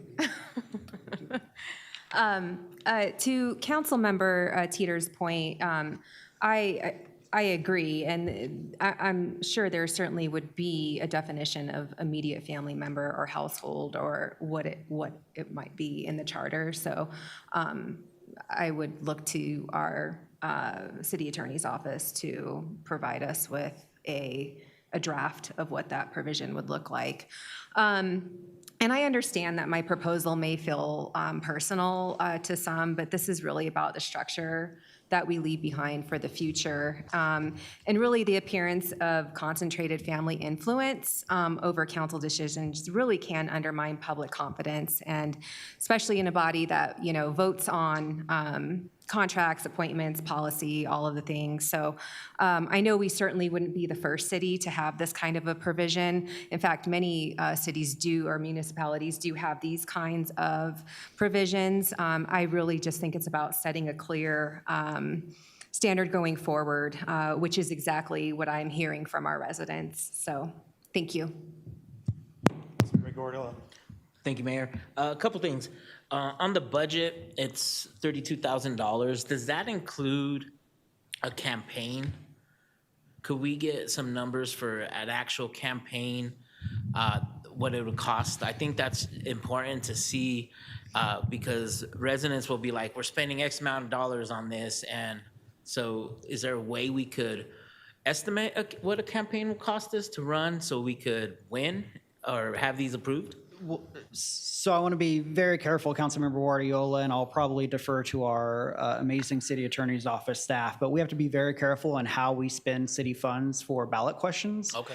Whether or not it's a Tabor question or an issues question like the charter amendment. So we are able to educate through the information on our website and other things of that nature, but advocating for or against certain ballot questions is prohibited for public funds. Okay, but so city council could do something though and say we support these 3 items. So similar to what you've seen for like the fire department asking for support in a resolution for their question, you can do something similar to that, but city and public funds are prohibited for. But they had like yard signs and stuff. So they might have had other people set up committees in support of that. That's not tied directly to their South Adams County fire budget. Okay, cool. Yeah. The other thing is just another recommendation is talking about study sessions. And I think because these are very key questions and issues, I think one study session, and we could talk about it, should be about technical and department, right? I don't think there's going to be a lot of controversy on that one because those are staff recommendations on how to make city more efficient, your day-to-day. And I think for the big ticket items, I think we need one whole study session for that. That's where we're going to get into the weeds. That's where we're going to debate, discuss, and get a consensus. No. So just a recommendation. I think if we could have it by the end of the year, I think it would be good. My biggest worry about this whole thing is not getting them on for 2027, because then our residents lose out on the opportunity to hear their voice. I love the timeline, but I think when I looked at the timeline, I was like, oh, this is going to be easy. It's not, because there's a lot of concerns that every one of us has that we want to voice our opinions because we've all heard it, and that's going to take time. And so if we could get 2 more study sessions, those, and open it up to you all too, to see what you guys think, because again, and then we could have town halls in 2027 and do all that stuff. So just my recommendation. Any other council members? Yeah, because I see some of these here, because I remember when Bob Gaylor was our city attorney, there was some language cleanup he put on the ballot, and they were pretty simple. And the blue book came out and they explained what he was doing and what they meant. And it wasn't 100%, when it came down to voting, but it passed. But some was just cleaned up language, which a lot of this right here is, not a lot of it, but just, majority of it's just clean up, just simplifying, putting things in layman's terms, putting different things in category to make sure they flow better. So if we're gonna have more discussion, I guess we just leave it here. Did you want to hear some more content? on each one, or? So, Mayor, no, thank you for saying that.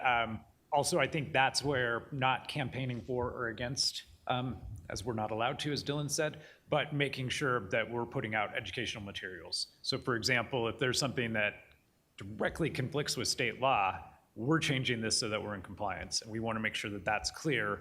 Otherwise, you know, the point of putting these questions out to the voters is to ask them how they want their city governed, based on your recommendations and deferral to the ballot. So I just wanted to point that out as well.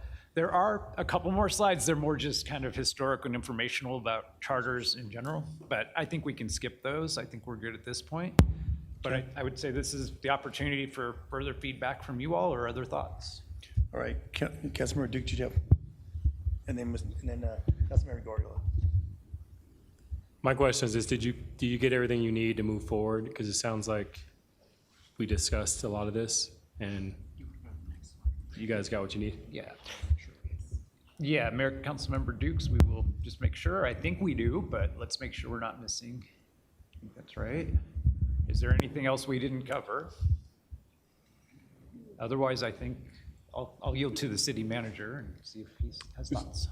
So just sitting back, listening and hearing the conversation, I think it's absolutely reasonable to have 2 additional study sessions between now and the end of the year.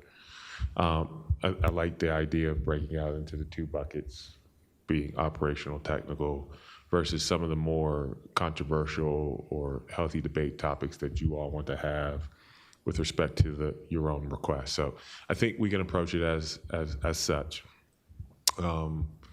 And bringing back the red lines will, I think, help provide that clarity or lead into questions that will be able to build confidence as it pertains to the intention behind the ballot that'll be further drafted and then placed for community consideration. So I think what we'll do as we walk away from here is identify a schedule for what and when those 2 can come before you. You have already a slate of items coming before you, so the earliest that it would be is the September-October timeframe. Still gives us enough time to be able to stay on the schedule, because really we're reverse engineering from July of next year, in which that ordinance that would have the final ballot questions for your adoption approval would need to have some certainty of action taken to be able to get to 2027. So. Thank you, City Manager Rogers. I asked that question if you had what you needed. It sounds like we have what you needed, and I do agree with Councilman Guardiola's recommendation. I think it's a good idea to have the study sessions as well. Forgot to mention it. The other thing I wanted to bring up is if there's a timeline or a deadline for us to, when we go home tonight and think of something that we would like to add. I don't want to add it the week before the study session, right? And again, it's to us because there's things that we hear, there's things that we wrote somewhere else, but is there a deadline that we could all agree on saying, hey, if you have a big ticket item that you want to change the charter, please send it to whoever by this deadline so the staff has enough time to put it in one of those study sessions. If I may to that, I think what's important for us is to identify when we have those 2 additional study sessions, identify for you, bring that back to you, so then you can have that formative discussion about how you want to have an anchoring of expectations on when items should be back to the staff, so that we have that list that can be presented to you at that time. So it's fair to us. Yeah. But I think trying to, have you all think about when to manufacture that date on when to have that into us without having those dates for your consideration. Because if let's say we stack them one on top, one meeting and then the following meeting, that's not really going to give you enough time because they're going to be relatively due around the same period. So it creates a compression issue on your own thinking and being able to think broadly about your potential adds or deletions. So I think we can act very quickly on coming back to you with some dates so that you can then, agree to, based on date X for this bucket or these two buckets, we need to have it back to council, or on these dates, we need to have it back to, for the controversial or the healthy debate. Cool, sounds good. Anything else? All right, thank you very much for bringing us forward and having just started the discussion. It is things that, a lot of things are on our minds, and there needs to be some cleanup, so I appreciate everybody's time and effort. Thank you. Thanks for the help.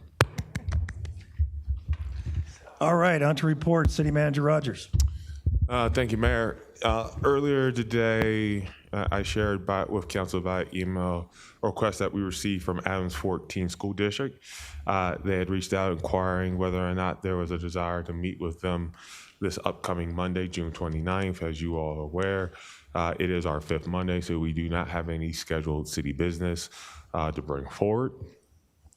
So with that, they do not have any items to discuss with the council. We as staff do not have anything. I'm already getting a thumbs down from Councilmember Teeter, so I'm going to notch that one in my mind for consideration.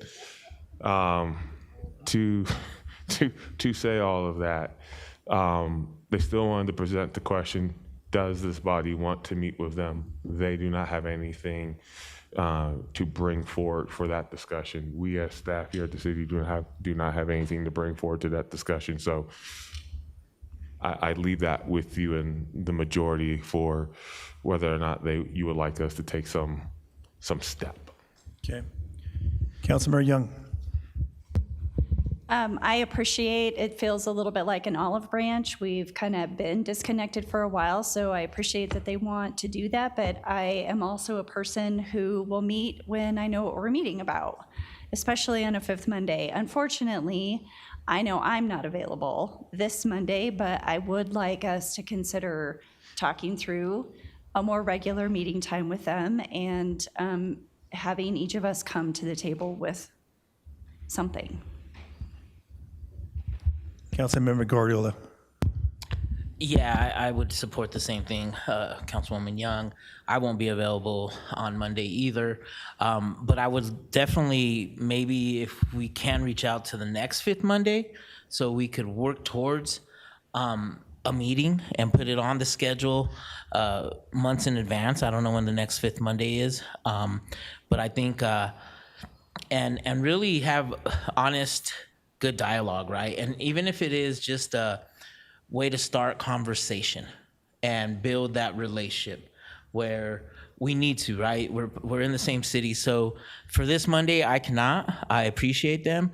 But I think the next 5th Monday, if we're intentional, we reach out to them and say, hey, we would love, and then give a timeline of these are some action items, or these are some items we want to discuss. What do you guys have with us? I would be all in favor of that. Okay. Mayor Pro Tem Noble. I would very much like to do it. I think it's been almost at least a year and a half, maybe 2 years since we've had this meeting. We used to do it every 5th Monday with both Adams 14 and with 27J. There was nothing in particular that occurred that ended it.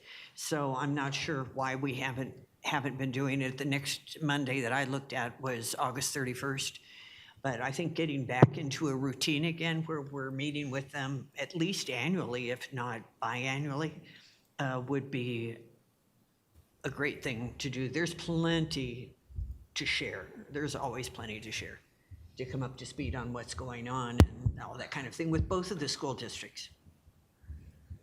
Councilmember Trujillo. Thank you, Mayor.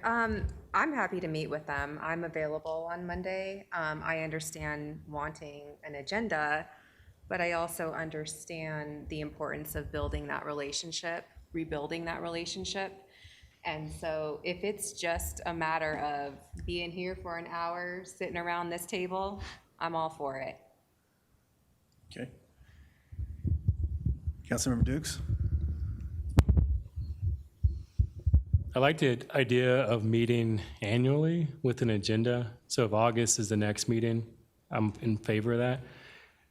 meeting on Monday, it sounds, if we don't have anything to meet about, I guess, look at the city manager and the mayor, would you be able to put together an agenda that will be productive, or is it more a conversation around just catching up?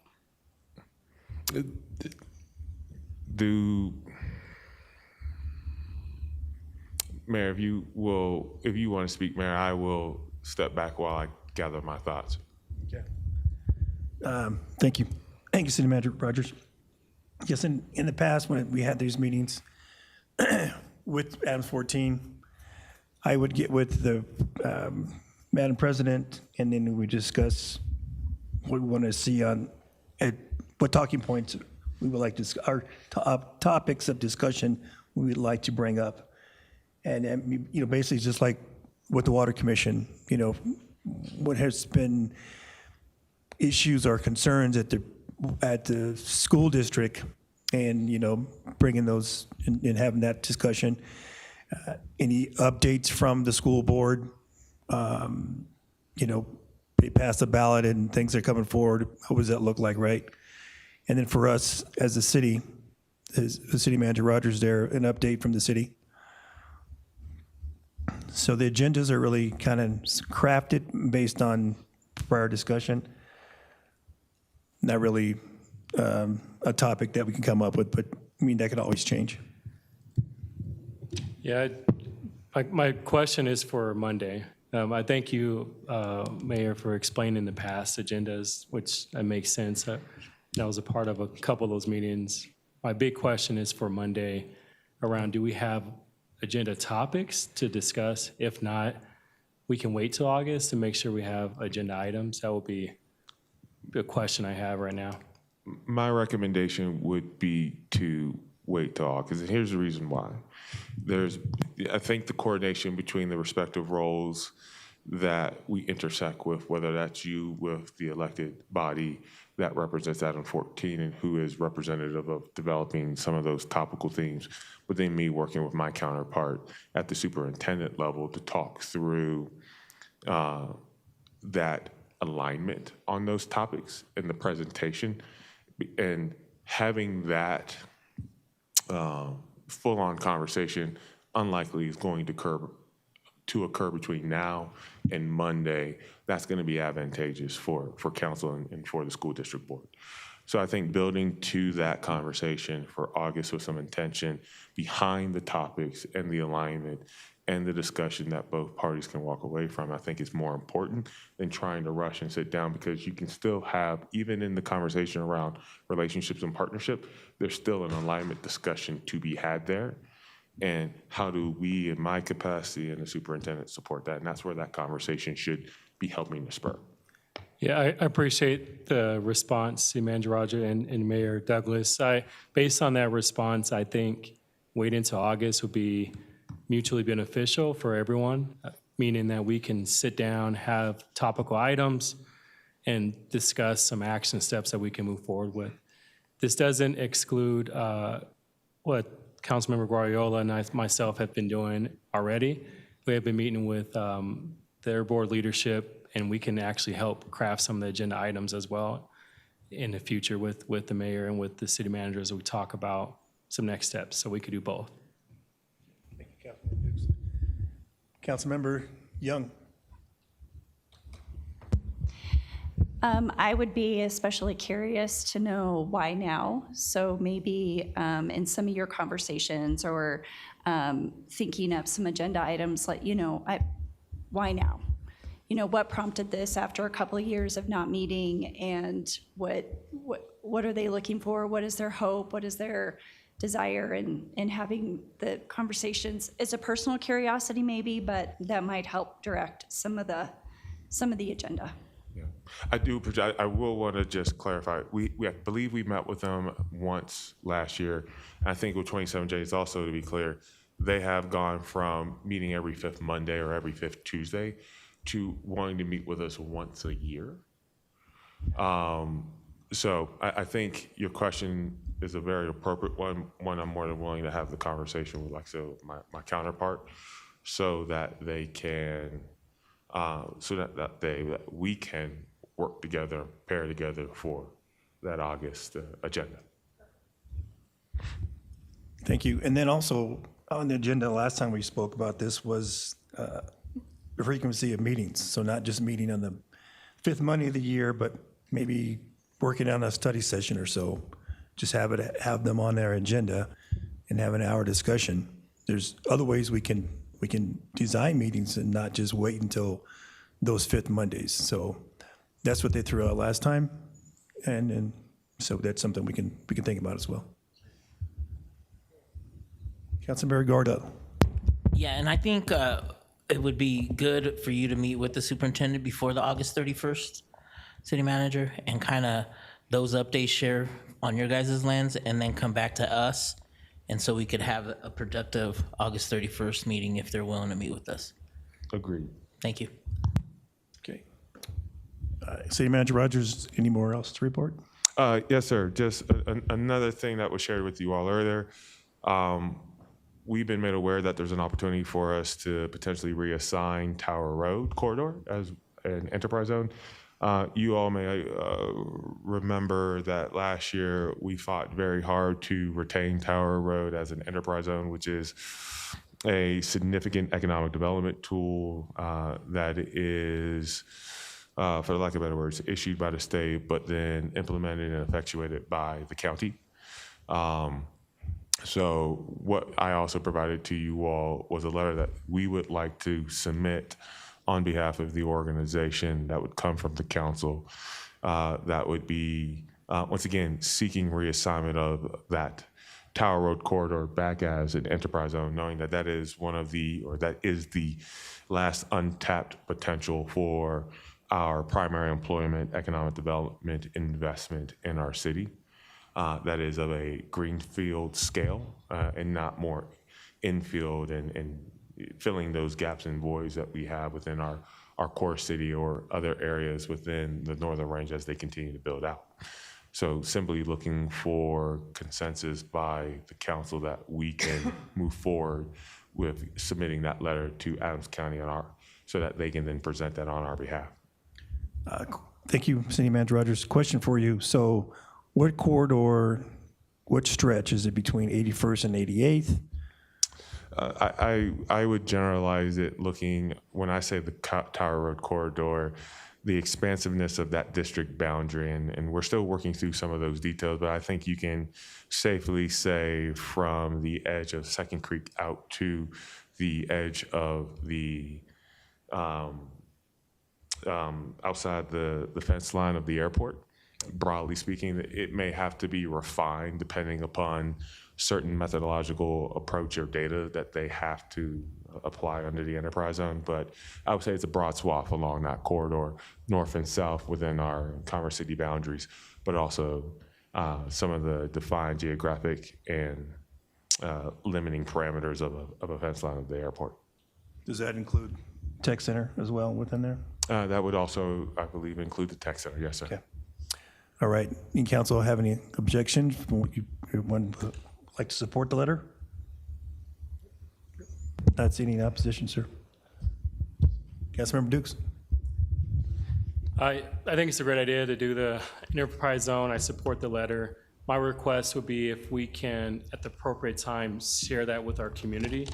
Anytime we talk about enterprise zone and the opportunities for more commercial, there's going to be a concern around traffic and things of that nature. So I think if we can help communicate to the community what this means and what are the potential, so that we can help have a conversation with them when the appropriate time.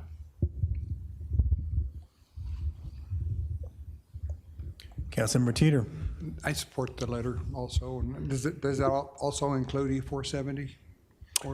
Yes. E470 is kind of covered within that larger swath when you kind of get from Tower to E470 to the outside the fence line of the airport.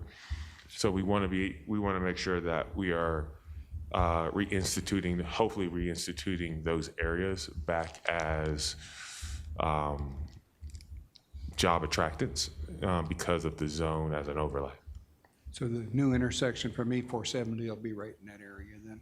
Are we talking about, I suspect you're talking about the 112th and E470 potential interchange? So there's two, right? There's 88. Yeah, it'd there's the be split- 88th is what I was thinking of. Okay, so the 88 split diamond, 88 96th Avenue split diamond would be a part of the would be within that area of consideration, as well as the 112 and E470 Right. diamond interchange. Okay, thanks. Oh, and along with that, being that this right here is bringing it back, also include a history of when it started and what it produced. Would be helpful too. I don't know if we'll have that information, and we're working on a short fuse, but we can see what we can do. All right, thank you. Anything else? Just kind of recapping, you all have seen construction start as of last Monday on the 72nd Place and Monaco Street intersection improvements. We're continuing that. That's a 10-week process, so we hope to have that completed by August of this year. A couple of events upcoming, or one, we have Music in the Park at Frontera, which is with Latin Soul this Thursday from 6:30 p.m. to 8:30 p.m. And then on Friday in the Bell Creek area, we have Park in the Dark, which will be playing WALL-E as the movie of the event. Couple of important things: Second Creek Farm Park amphitheater concrete is being poured as we speak, not literally as we speak, but as we speak from this week and moving forward. Irrigation work continues, and we are still on schedule to meet our anticipated finish date of Q4 of this year for the park, and that's the park that is just north of Capstone Academy that is being constructed. We had 350 attendees at the Juneteenth event this past Friday, and this week is CML, so I will be in and out of that conference on Tuesday and Wednesday, so I will be responding to my emails intermittently, but we'll make sure to get back to you. If there's something more urgent, please reach out to the assistant to the city manager, Annette Peters, and we can get your questions properly situated. Okay. And it's been out there, questions people are asking about the third round or social. When is that going to open up? So third round social, still progressing, still moving forward. I think we assume that their opening date is going to need to shift to the end of August. I think once again, they're navigating their own construction schedule with their contractors, and obviously we remain vigilant and ready to support when they're ready to take that next step with a grand opening. But the most recent update is that they're continuing to work through their own construction dynamics, as any site has to. And they're, I think, projecting now at the end of August. But once again, those things can change very quickly depending upon how things or how certain solutions or issues are worked through. But that's what we know right now. Okay, thank you. Any other council members before I go on to city attorney? City Attorney Zarzaki. I'll be very brief, Mayor. Just a reminder, I'm also going to be at CML throughout the week. I'll be there tomorrow afternoon, and then most of my CLEs are Wednesday and Thursday. So, Okay, thank you. Any questions for our city attorney? Okay, seeing none, I'll go to council report. Any council members have any report?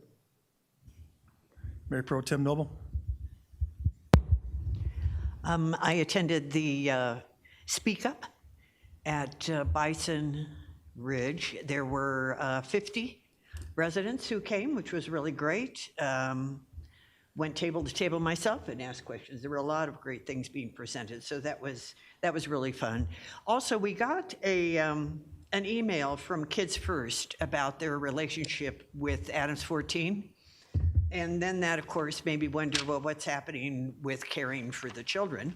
So I reached out to the president of the board, and it was very simple.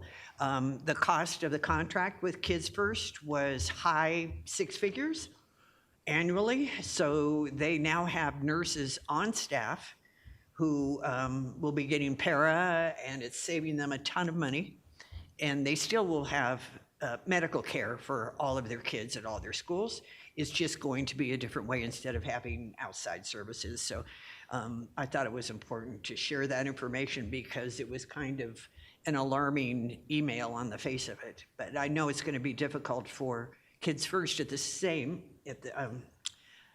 same reason, because they will be losing high six-figure contract. That's all. Thank you. Councilmember Trujillo. Thank you, Mayor. I had the pleasure of joining some of my council colleagues at the Juneteenth celebration on Friday. Also attended the flag raising ceremony, which really set a meaningful tone heading into our event. So thank you for putting that on. I had a lot of residents comment on how special that is, because not a lot of cities do that. So thank you again. Aside from the report out, I really enjoyed line dancing at the Juneteenth event, and so shout out to the 5280 line dance crew. My family and I had a blast. And I'm so excited that we're actually getting out on time tonight. Yes, so thank you, everybody. You got 2 more hours. No, we don't.